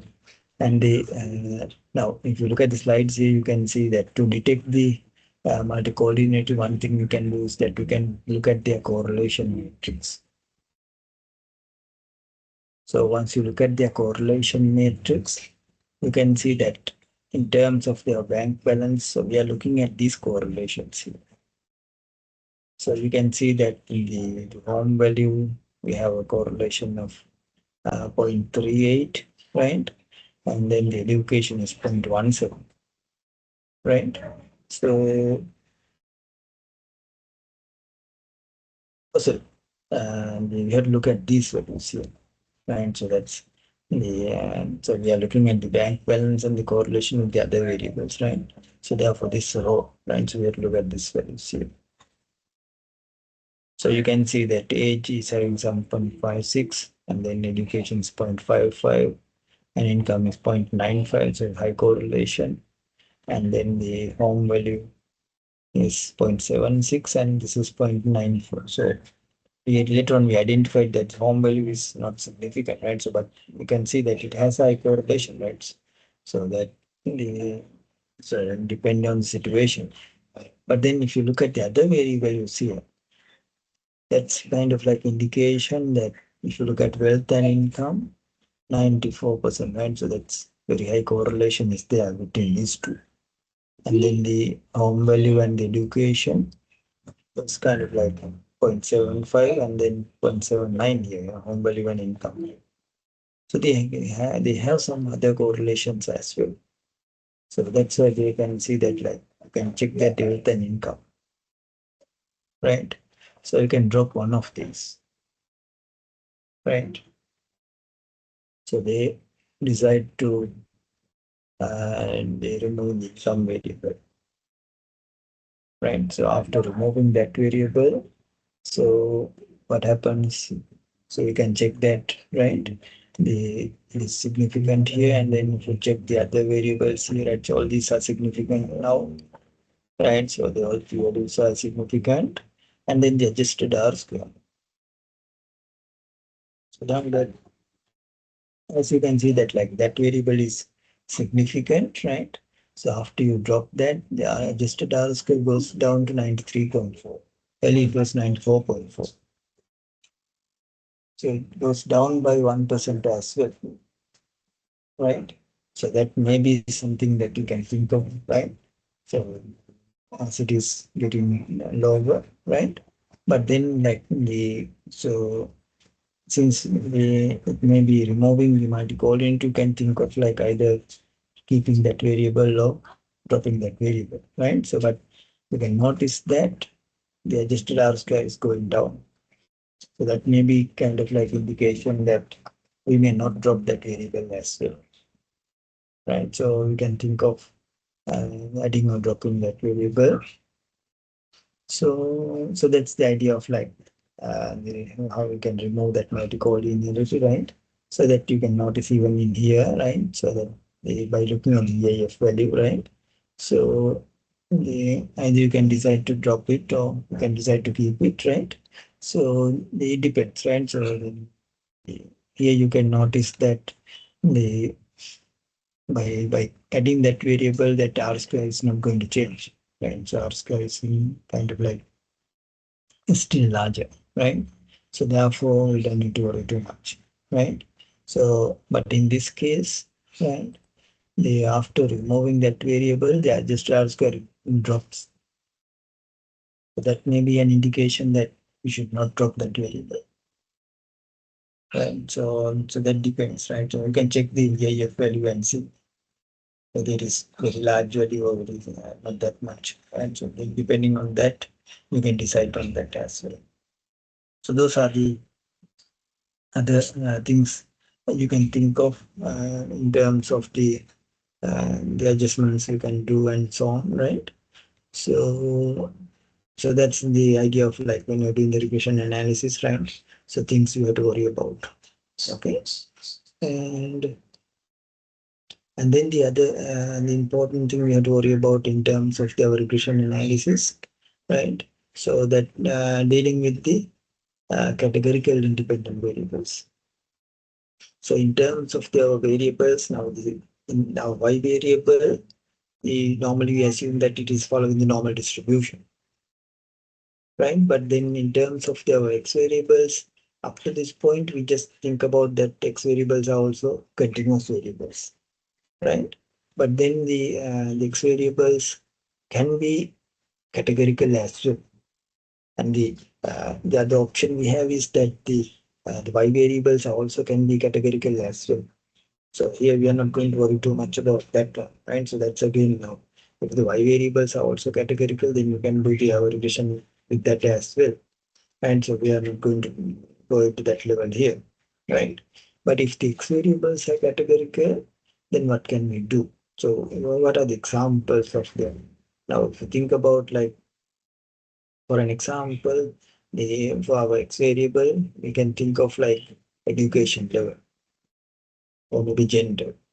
So things like that, if you include some variables like that, then they cannot be continuous, right? So there has to be some like something like the categorical variables. So some other examples can think of like their living area. It can be urban or rural, and so we can define some variables like that. If you think about education level, they can see at the just O levels or O levels, and then the degree, and then a master's, and so on. And you can think of like different levels there. So there you can see that like, categorical means that they can have several categories or they can have the two categories.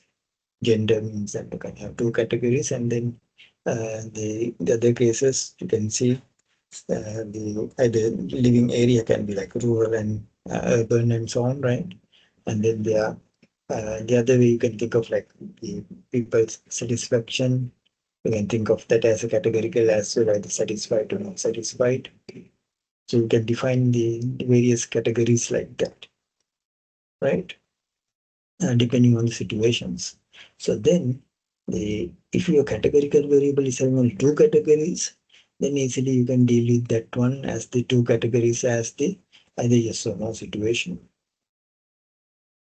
But if your variable is having like more than two categories, then what can we do? And so that's what you have to think about it here. Okay, so let's take a situation, right? So let's look at the example there. So now I can have a variable. So if I take something like the education level, so I can define some categories, right? So I can define, say that the O levels and then A levels, right? And then the degree and then the above degree, right? So master. So we can define some categories like that, right? So then once you are recording that information, so you have that variable, right? The So there can be like all these categories are indicating there, right? So it's kind of like a categorical variable means that. So you have the information recorded like that. Okay. So now for these categories, of course, one option is that you can give the labels for these categories as 1, 2, 3, 4, something like that, right? Then you can have that variable, say 1, 2, 1, 4, 3, 4, something like that, right? You can see that like numbered like that, and you can put the numbers like that. But it's still, now once you put these numbers here, so can we treat these numbers as the continuous number? If you think them as the continuous number, then if you're getting something like 1.2 or 1.3, then that doesn't have any meaning, right? So that person has the level or the above level, right? So something in between them is not having any meaning, right? So, so therefore, like if you treat it as a continuous variable and do our analysis, that doesn't make sense. So therefore, if you have a categorical variable, definitely you have to think they treat about that variable as a categorical one. So if you have two categories, then they say that something like gender, then we have the two categories, say male and females, right? Then what we do is like we can take one of them as one and other one is as zero. So there's like no particular rule that which one is one, right? You can take one of them as one and other one is zero. So it doesn't matter, right? So that's how we can treat that variable as one and zero. So then once you enter that the variable to the Excel, they will automatically take it as a one and zero. So if you have just one and zeros, then they will take it as a binary variable. So then that variable, they are not worrying about 1.0, like the 0.1, 0.2, they're not worrying about those values. They treat it as either one or zero, right? And then similarly, if you have some other levels like that, then that using one variable, you will not be able to represent it using one and zero. So there you have to introduce some additional variables there. So we call them as the dummy variables. So we'll introduce some dummy variables.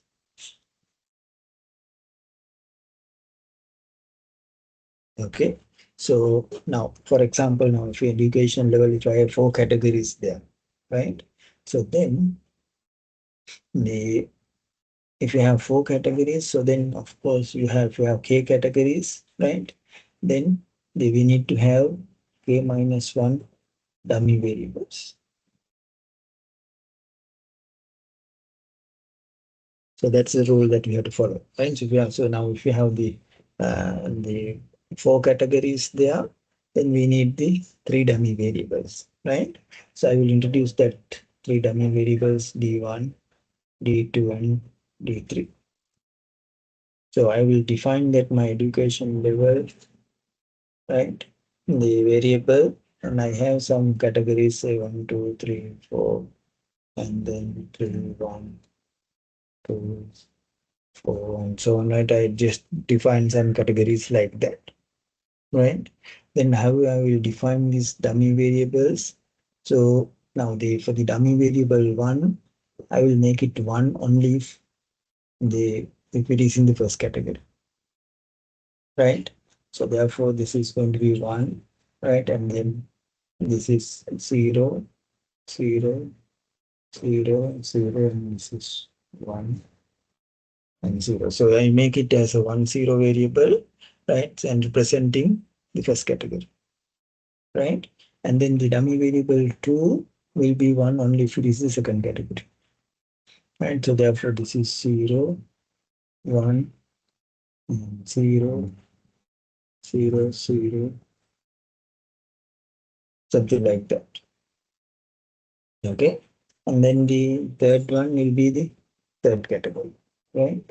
So then I have this is 0, 0, 1, 0. So this is 1, 0, 0, 0. So then you have the doubt that how we represent the fourth category, right? So we need the fourth variable, right? So but we say that we need only k minus 1, right? So what happens? How we represent the fourth variable? So what we can notice is that if all of these are 0, right? Then you can see it is represented in the fourth category. If all of them are 0, that means fourth category.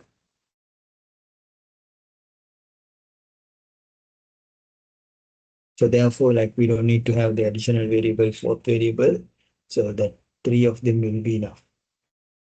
Right, all of them 0 is indicating the fourth category. Okay, so like that, now if you have five categories, then you have to have four dummy variables. And if you have three categories, then two dummy variables. Right, so like that, we can introduce that the dummy variables, and based on the dummy variables, we can input them into our Excel. And so that Excel will automatically identify these dummy variables.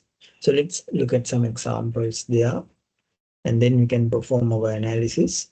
And one more thing we need to worry about is now once you introduce these dummy variables, now when you're checking the significance, if at least one of them is significant, then you have to keep all the variables there.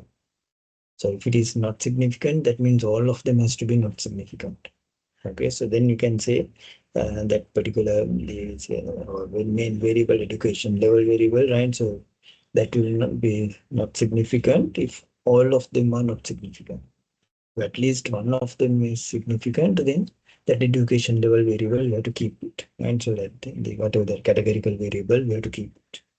Okay, so that's the idea we have to remember. So now we introduce the dummy variables. So let's see that like the for an example here, right? So we have that the some example here, right? So satisfying that MBA, whether it is yes or no, right? So we can put them as 1 and 0 here, right?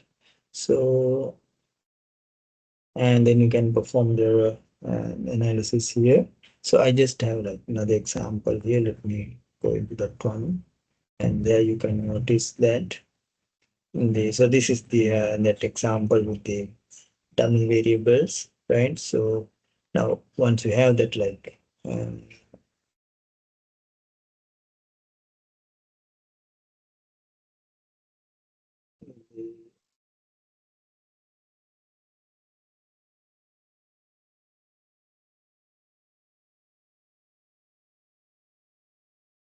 yeah, so I think it is,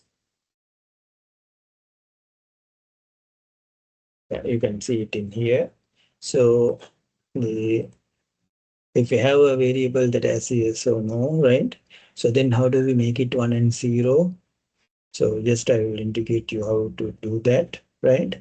So you can use that the if then command available in Excel, right? So for an example, now if I have a variable, say yes or no somewhere there, right? So I will say that this is yes, and then yes, and something like that, right? So if I say some variable like that, then to make it as a dummy variable, so I can use that if command there.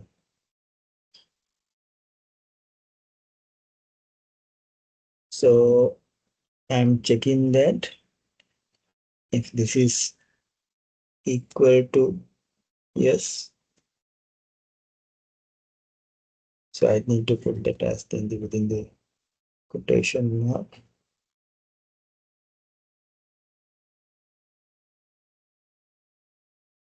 Then I will say that the output has to be 1, right?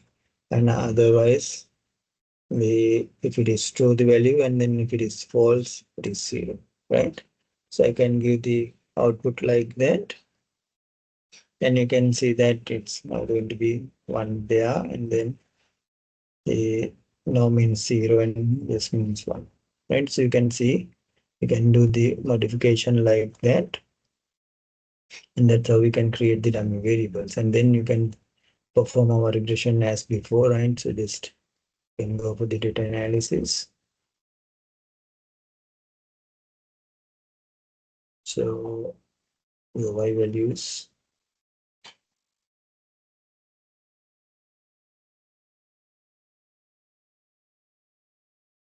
X values like that. I'll put train data function here.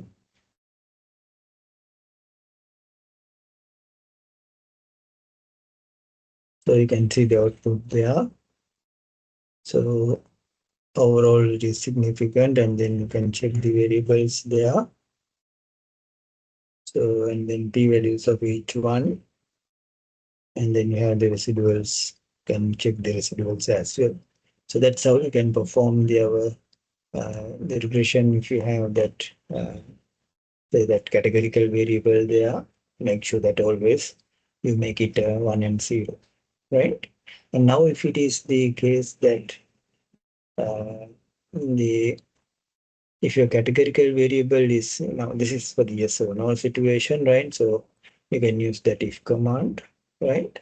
And then if it is like the having, let's say, more than 2 categories, say now the 3 categories and so on, right? So you can perform the same way, right? Introducing the dummy variables. So this is the, if it is 1, you put 1 there, and then if it is 2, you put 1 there. And so like that, you can define that if there is command, so A, B, C, D categories are there, and so if it is A, you put 1, and then here if it is B, you put 1, and if it is C, you put 1, right? So like that, you can introduce the dummy variables there, right? And then by including the dummy variables, then you can perform your the regression analysis after that. Okay, so that's how we can deal with these dummy variables. So that's the idea of like how we perform the regression analysis. So with that, basically now I can end up the discussion of the regression analysis, right? So now it's 4:10, right? So let me go into our next topic as the time series analysis. So with that, now you're done with the regression. So now you can do the assignment 2 as well. So that has some regression part as well. Okay. So now let me go into the time series analysis, that is the forecast. So give me a second, I will start this one.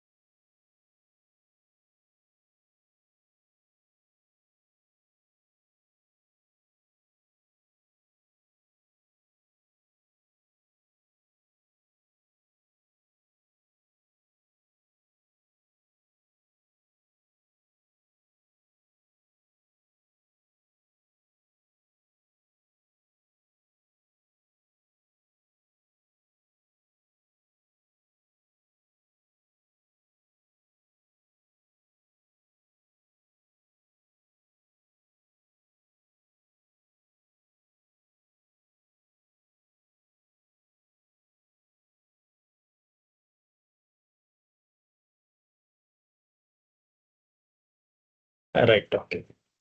So let's continue with the discussion on uh, the time series. So now, before going into the time series, actually now regarding the regression analysis, if I just add some more things there. So now in terms of like whenever you are dealing with your the, companies, and so if you have the data coming from your company, so you want to do some analysis for the company and so on, and if you're working on them. So the it's better that you think about that, the flow of that, how you provide that data, how you provide your results to them. So the first thing is that, so you look at the data, and then you can, if you can get some plots of the data, so first thing you can get some plots, and so that's the first thing you can try. And then you can run the analysis, and if you have like categorical data, then you can modify it and say that you are using dummy variables and so on. Like you can mention those things, and then you can do your regression by running the Excel and the and get your output just like this one, right? And once you get your output, then check the p-values of each variable, right? And if you see some having that low p-values, then the like high p-values, that means above 0.05, right? So then you can drop them one by one and see what are the changes you will get, and make sure that you report that R square values, the adjusted R square values, and then see whether what changes you can notice with them. And then if you get the VIF values, you can check those as well, right? So by looking at them, just work on it and make sure that the the after you drop some variables and they modify them, if all of them are significant, that all the p-values are below 0.05, then you can see that like that's the best model we can have, and then you can check their residuals. So after you confirm that, so this is the model that I like to have, and then you check their residuals and see that our assumptions are satisfying. If one of them are violating, then you can modify it, right? And you can see that like whatever the model that you selected may not be the correct one, right? So you can modify it. And so then you can keep that some additional variables that you drop, and you can do some modifications like that. So finally, so after you modify them, then you can include that the final model that you are satisfying all the residuals. Then you can provide that final model with the there. And then once you have your final model, one more additional thing I want to add there, the how you interpret your coefficients. Actually, I forgot to mention that. So the so this is, I think, uh, the interpretation, the how we can give the for each regression coefficient actually. So the interpretation of each of these coefficients that we are having, right? So that the numbers that we are having, right? How do we interpret them? So we are saying that if you keep all the other variables, so if you take the x1, right? So if you keep all the other variables at the same level, so if you're not changing them, but if you change only the x1 by 1 unit, right? So whatever the units there you're measuring there, right? If you change the x by 1 unit, how much it is going to affect on the y? So that value is the value of b1, our coefficient value that we have. So same thing with the other variables as well, right? If you take that x2, then if you keep all the other variables at, at the same level and without changing, and x2 increasing by 1 unit, right? So if you increase that, then the y will increase by the beta 2, b2 value, right? So that's it can be increasing or decreasing depending on the coefficient, the sign here, right? So if it is negative, that means the y will decrease by that amount, right? So that's how you can interpret your each coefficient. So that's the other important thing whenever you are presenting that for the company, that you can see, right? So now if you think about like the bank balance situation or something like that, then you can see by looking at each of those variables, right? You can see the by keeping all the variables, and then if you increase one variable, then how much it is going to affect on your bank balance, right? It is increasing the bank balance or decreasing the bank balance. So you can think of representing all those coefficients like that, right? So that finally that interpretation is going to be the important thing for the company, right? So they think about what's going to happen, right? As if you notice any changes in those variables. So practically, so that's what you want to think about, right? So you can easily get these numbers, right? But we should be able to interpret them. Our target is to practice those interpretations and giving them meaningful insight into the each situation. Okay, so that's the other thing that we can think of, like in terms of the our regression analysis. So with that, then I can end up the discussion with the regression analysis. And now let's move on to the our next topic as the forecasting technique. So that's the our time series analysis basically. So now let's see what's this idea of this time series analysis. So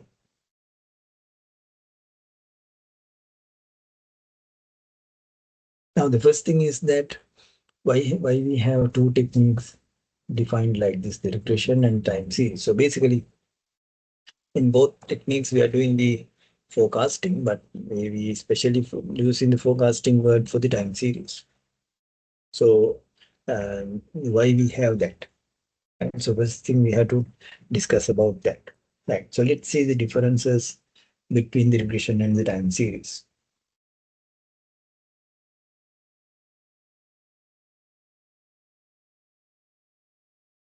So there's a main difference between these two cases. So why that's why we are using two techniques there, right? So once it comes to regression analysis, right, what we have is the independent data.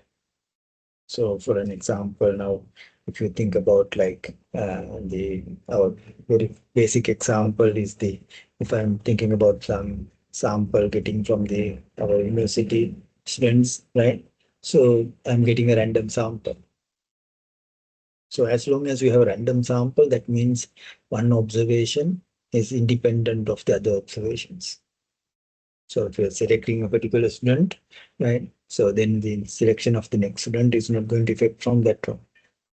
So that's totally random, right? So since now, if I select one student and then since that student like to have his friends in the same sample, I should not take the other, right? So we are not taking a sampling like that, right? So there, if that's the case, then there is some bias, right? So we are just randomly taking students one by one. So I have the random data, right? So in the regression, we have the random data. So they are independent of each other. Okay. But then in terms of the time series, what we have is the dependent data. So we call them as the dependent data. So why we say this is depending data, that means they're depending on the time. Right? So we are collecting some information over the time. So we know that certain observation it's occurred at a certain time point. It's not totally random, right? It's occurred at a certain time point. So that's why we call them as the time dependent data. So we call that as the time dependent.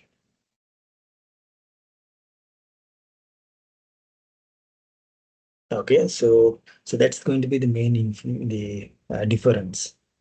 We can see regression and time series. So in whatever the techniques we apply in regression, right? So that's our D squares and so on. We learn about some techniques there, right? We cannot directly apply them with the time series data as they are dependent. So that independent property, without having that, some techniques are not possible to apply.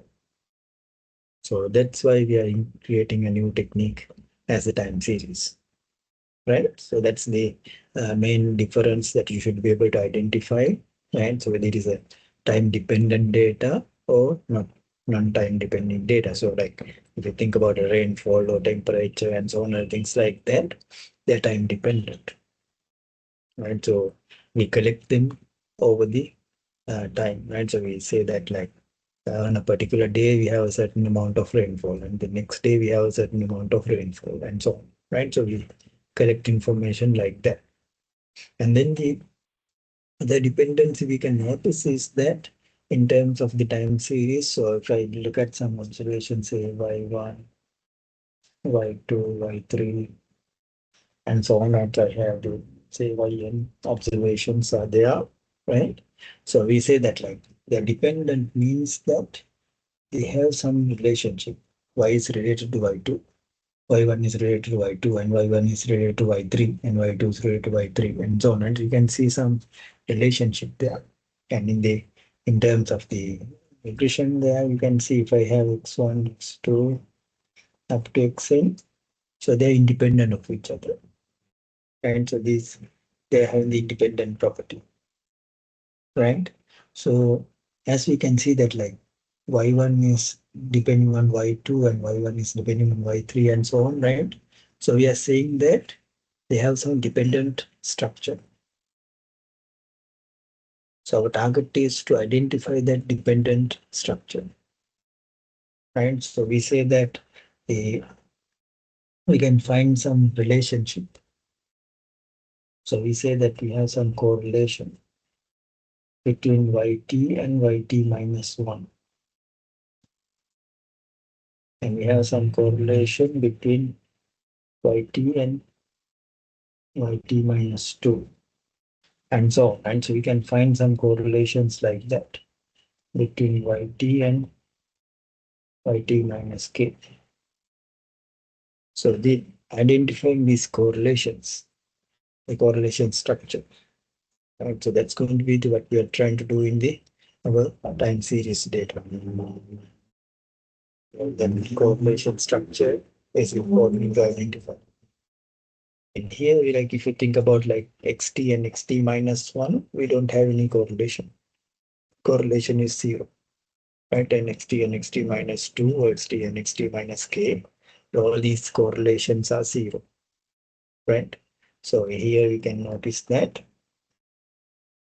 correlation between xt and xt minus 1, I can say in general t minus k, all these are going to be 0, right? So that's the idea of the independence there, right? But here you can see we have some values.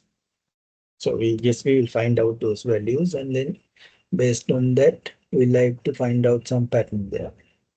So in general, of course, now in time series, right? So if you look at the plot of the time series, so we're looking at something like some plots going to be something goes like that, right?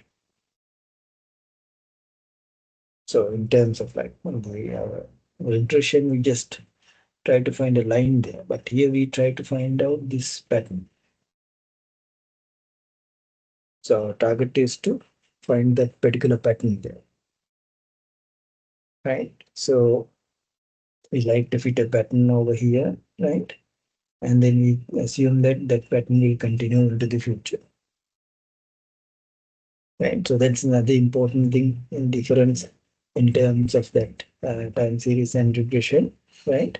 So in terms of regression, we will not do any predictions for the future, right? So in regression, right, we can see no predictions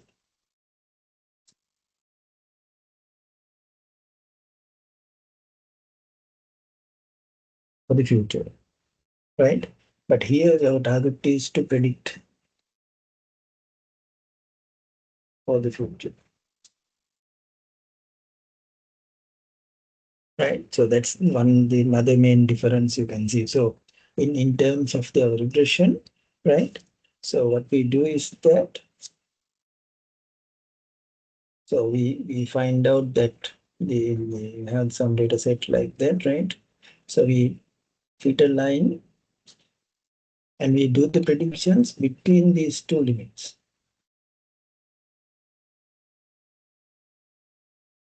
right? So we just do the predictions between these two, and that is the minimum and that is the maximum, right? In terms of our XOR values, right? We have, right? So we predict only between these two values. we're not going to go into the over here and over here. So usual like just slightly outside, it may be okay, but not too far, right? So we just think about predicting over here. Even any value over here, if you put any number here, then you can find the values. So that is the kind of like predictions we are trying to do. Okay, and that is the main thing that we do in regression, right? So like the in terms of like home value and the square feet. So just the in terms of the square feet, we have that in our data set, right? So within that limits, we can do the predictions. And if you have like something like the very high value for the square feet, but in our data set, if you don't have that value, then predicting the house value using that equation may not be the correct thing. So you have to find a different way to predict on that one, right? So that in terms of like applications, you can think of something like that, right? So that if you are predicting for the average houses, then it is always going to be the predictions. That equation is only possible to apply for the average houses, right? But if you have like the house that is like having very large number of square feet, then this equation will not give us a better value for the price of that house, right? So that's something like the we can think of like in terms of the time series as a regression analysis, right? And in time series, we do the other way, right? So that's the we can look at the our lot of the data, right? So say now if we see something say goes like that, then we assume that the same pattern will continue and we try to predict using that. So that because of that dependency there, right? So that we can assume that dependency will continue for the future. So that is the idea that we have. And so yes, we're going to assume that same dependency will continue into the future as well. Okay, so that's the generally like the situation in terms of the time series and the regression analysis. So you should be the first you should be able to identify the difference, and then what we try to do is that so we try to find out some techniques to do these predictions. Okay, so let's see what are the techniques we can apply there. So now, in terms of the learning objectives here, right?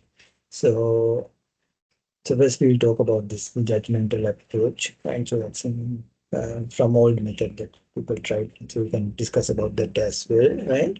So, uh, and different models, our statistical models we can have, and then out of them, like the moving average is one of the methods, and then exponential smoothing is another method, right?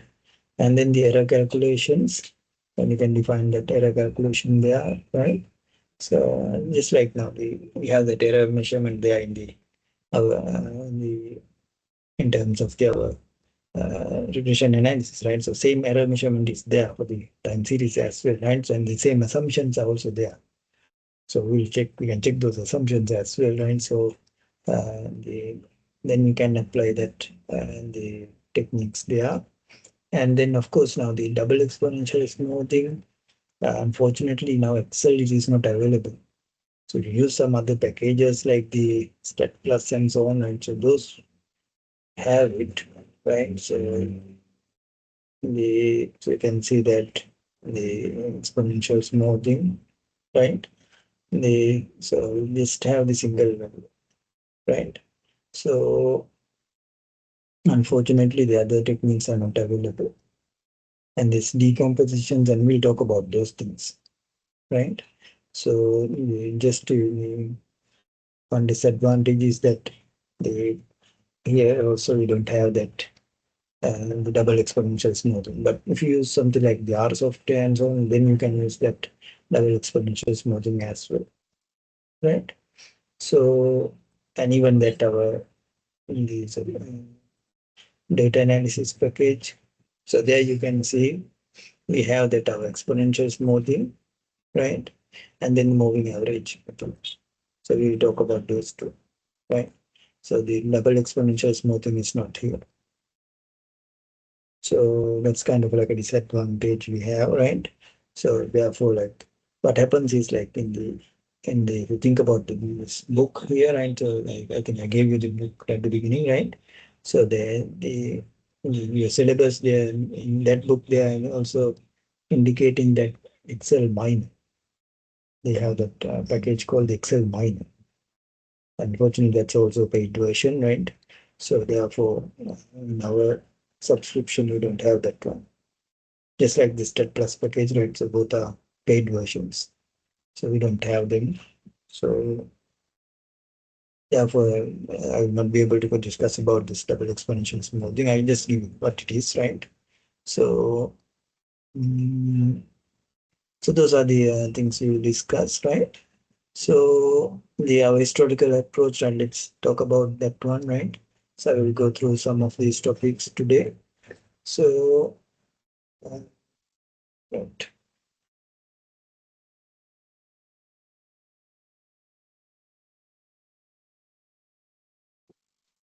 Now the historical idea is that once it comes to the statistical analysis in the earlier days, of course, we did not have much computation power and we did not have much data, right? So that people were having trouble with those situations, lack of data, and then the lack of computation power, right? So with that, all these techniques were developed in the time period. So we are discussing about those techniques there. Nowadays, of course, it is in the opposite way. We have more data and then more techniques. Of course, I mean the more computation power, and even now in terms of like if you're thinking about that machine learning and then big data situations and so on, right? So what really happens is that nowadays people are calling that big data because now the in terms of the way that we are generating the data. So if you think like we are capturing that like markup fluctuations or whatever, right? They are capturing it like every second or like even every millisecond and so on. And so we are having the computation power to capture data like that. But then in terms of that, the data, our computation techniques are not fast enough to provide the results in that and much the faster than the how we generate the data. So that's why people are introducing new techniques to make the calculations faster. So nowadays, of course, the people are worrying about the faster calculations rather than the introducing new techniques. So they are modifying the current techniques and try to get the numbers faster. And so they try to obtain the numbers faster. So like for an example, I can tell you that in terms of like time series applications and so on, right? So if you think about that, the stock market prices and so on, and so that people are bidding and so on, and so to think about like some cases that people have to bid on certain items and so on, right? So then if you notice that the same person entered the data at the same time point, so then there might be some confusion who's the first, right? So then they have to check that up to the every millisecond. So then once you look at that the milliseconds, then the one point you can see one person is faster than the other one.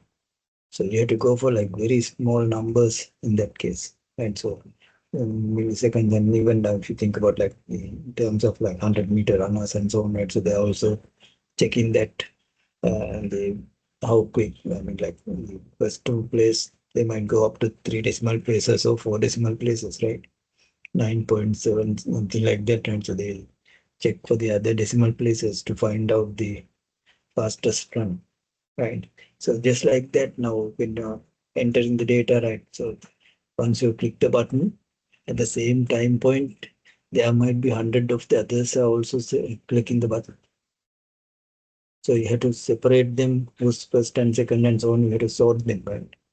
So those things nowadays people are trying, right? So that's the now then once they click that, they're looking for certain information, right? So then you have to provide that information to the first one first, right? So it's first come first, right? So then that's what the people are nowadays worrying about, right? So they are in terms of they are improving the calculations, right? So in terms of like the uh, recent developments, that's what happens in terms of the calculations, right? So this is regarding the older version, what people in 1950s and 1960s and so on, at around that time period, even before that, right?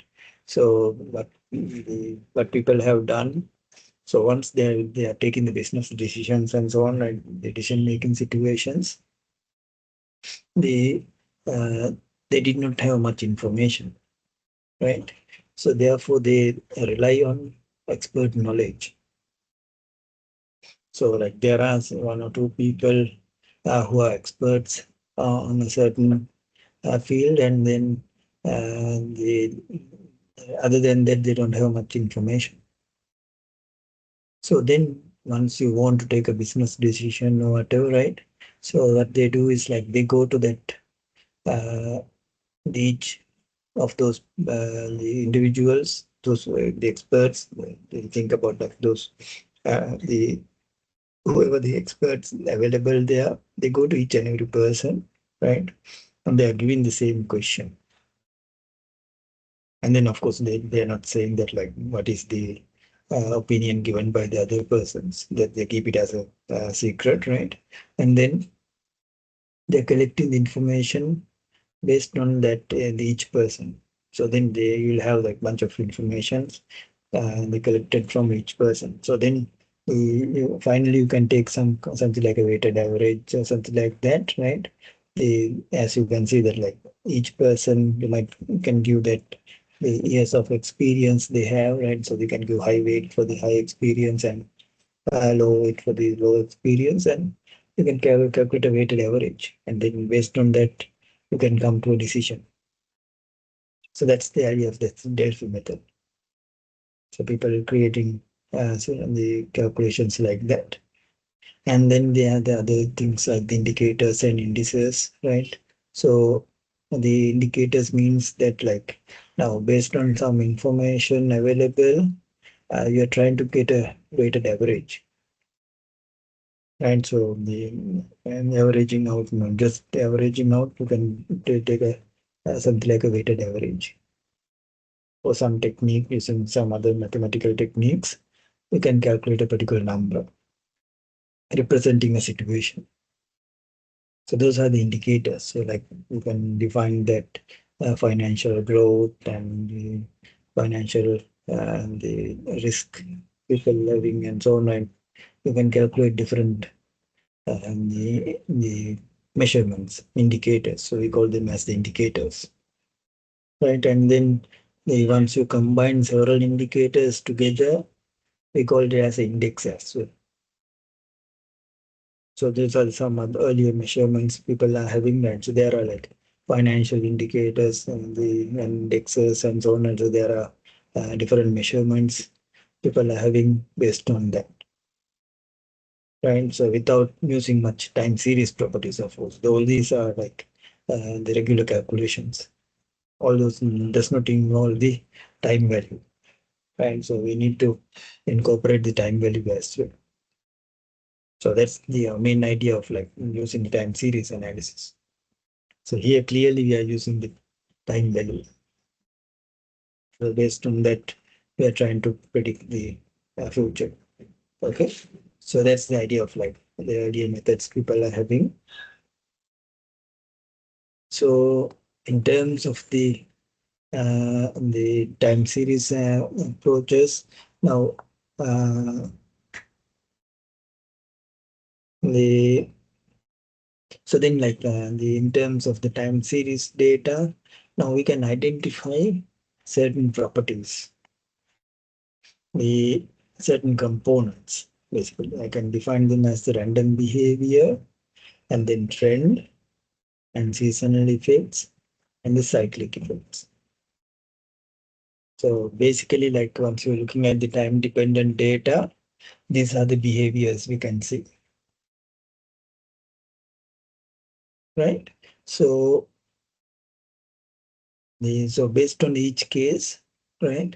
The we like to the develop a model the by identifying each of these, and then there are like certain situations, certain models are better and certain some are better and so on, and people identified certain things like that as well, right? So basically now first we have to talk about like what are these behaviors, and then there is like something like called the stationary property as well. So now first we can think about like this word is stationary. So before going into that, like all these the components here, and I'll come to them, right? So the now if you think about like the stationary word, so if you look at the word the stationary, that wording has two meanings, of course, right? So stationary is sometimes used for the indicating the papers and the writing materials and so on, and we call them as the stationary as well. But this meaning here is not with that, right? The other meaning is the not moving, right? So stationary means that so you are staying in the same place, you are not moving, something like that, right? So we have a meaning like that. So this word here you are using with that meaning. So stationary means that not moving. So it's remaining in the same place, right? So in terms of a time series, so if you look at the time series, so if you look at it in here, you can see that it's kind of like moving upwards, right? So that's the kind of like the having some moving pattern, right? So sometimes it can be something goes like this. So that's kind of like a seasonal pattern, right? So that seasonally you can move. So it's also moving up and down, right? So that's again kind of like having some pattern, right? So these are the like if you have some patterns like that, so and then like something goes like this as well, right? So some other patterns you can think of like the there can be some high variations like that as well. So you can see that like initially low variations and then suddenly high variations are there. And so those are indicating that they're not stationary, right? So they're having some other patterns. So stationary means that it is kind of like this, remaining at the same value. It's moving up and down, like a fluctuation is there, but it's basically the overall the average is not going to change. And then also that the mean is also the variability is also remaining the same within the same gap.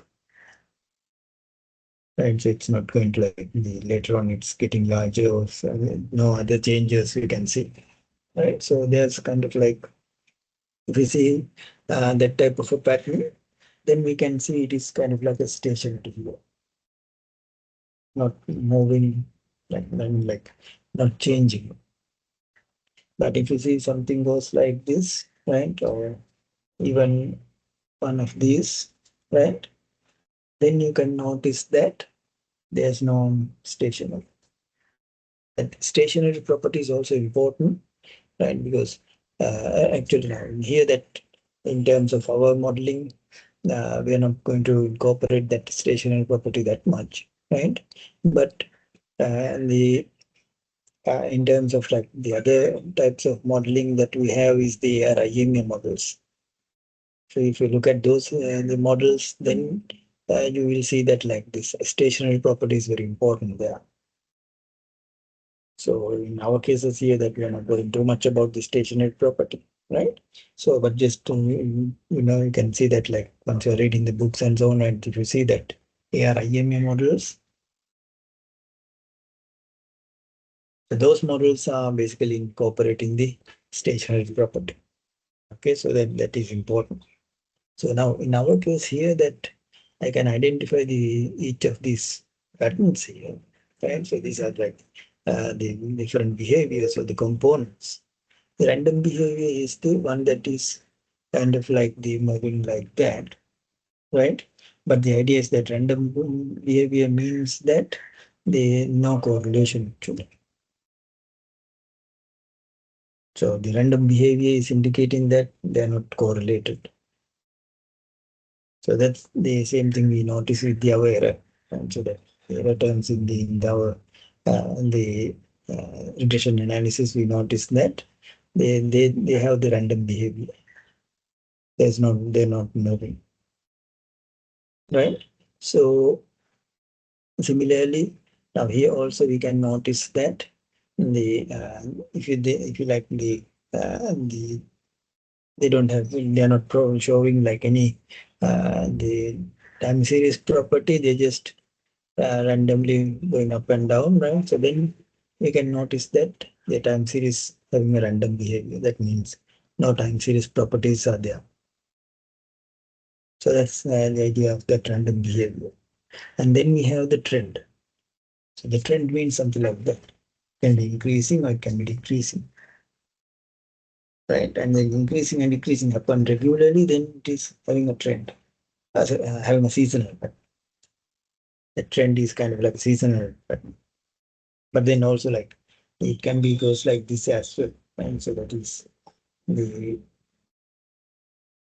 it can be going like that as well. So that trend is also there and then seasonal pattern is also there. So both are possible, right? And other than that, in terms of the time series, we have this one called the cyclic pattern as well. So what is that cyclic pattern? So let me take that. So the cyclic pattern means that the once you look at the time series, so that seasonality, the same idea, right? So cyclic means that regarding the seasonality, right? But then like now the seasonal behavior means that if you look at that certain time period, right? So that seasonality means that so we have something that's like that, and then again goes like that. Right? So seasonality, right? So we have that seasonal pattern, right? So that is the season. But then cyclic means that so we can see that same time period, right? But then cyclic means that it can be something goes like this.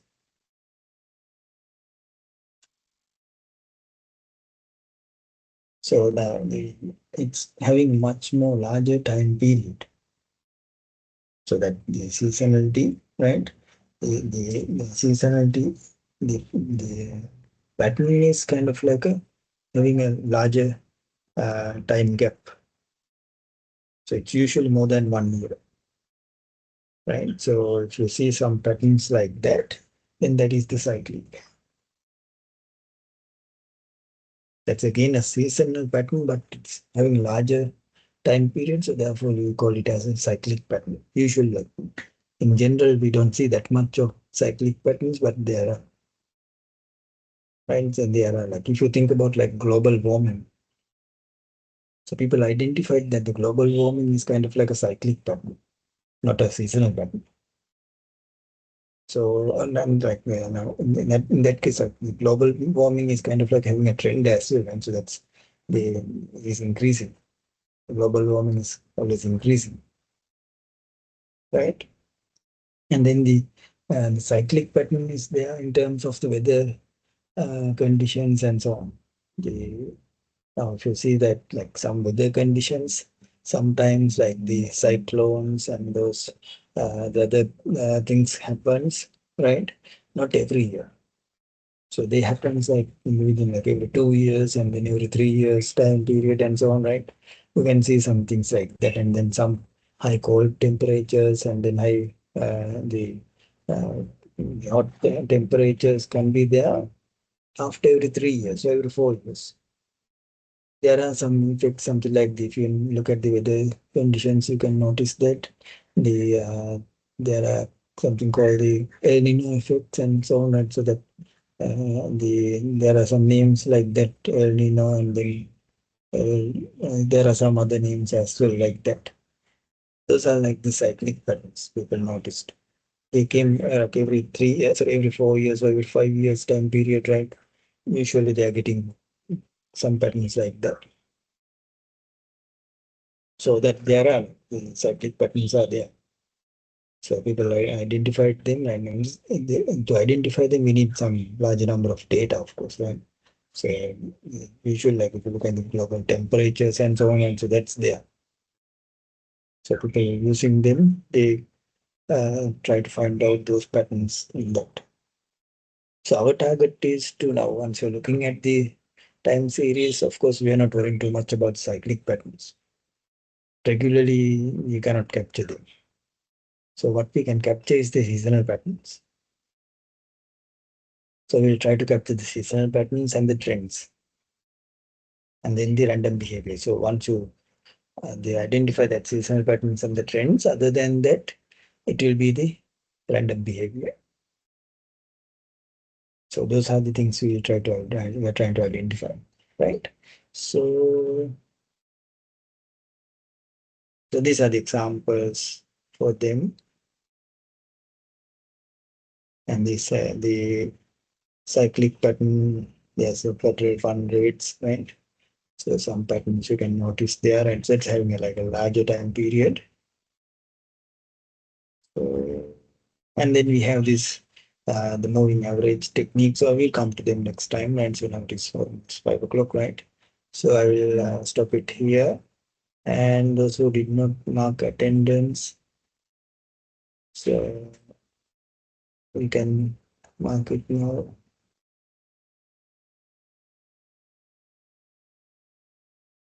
I'll provide this one.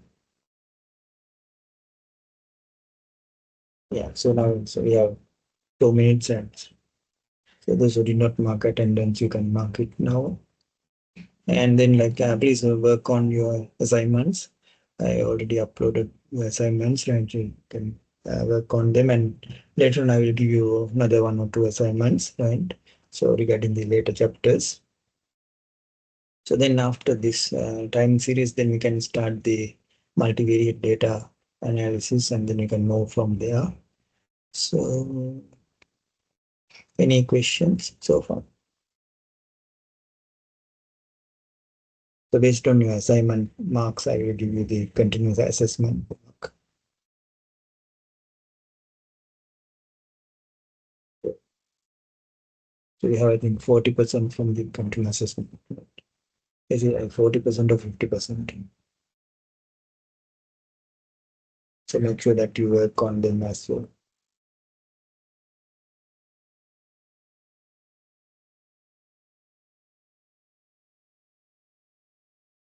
So,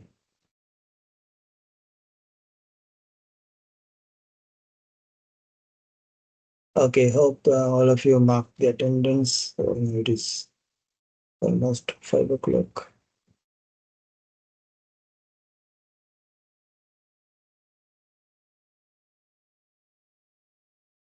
So I'm waiting until it becomes 5. So then after 5, I think the link will not work.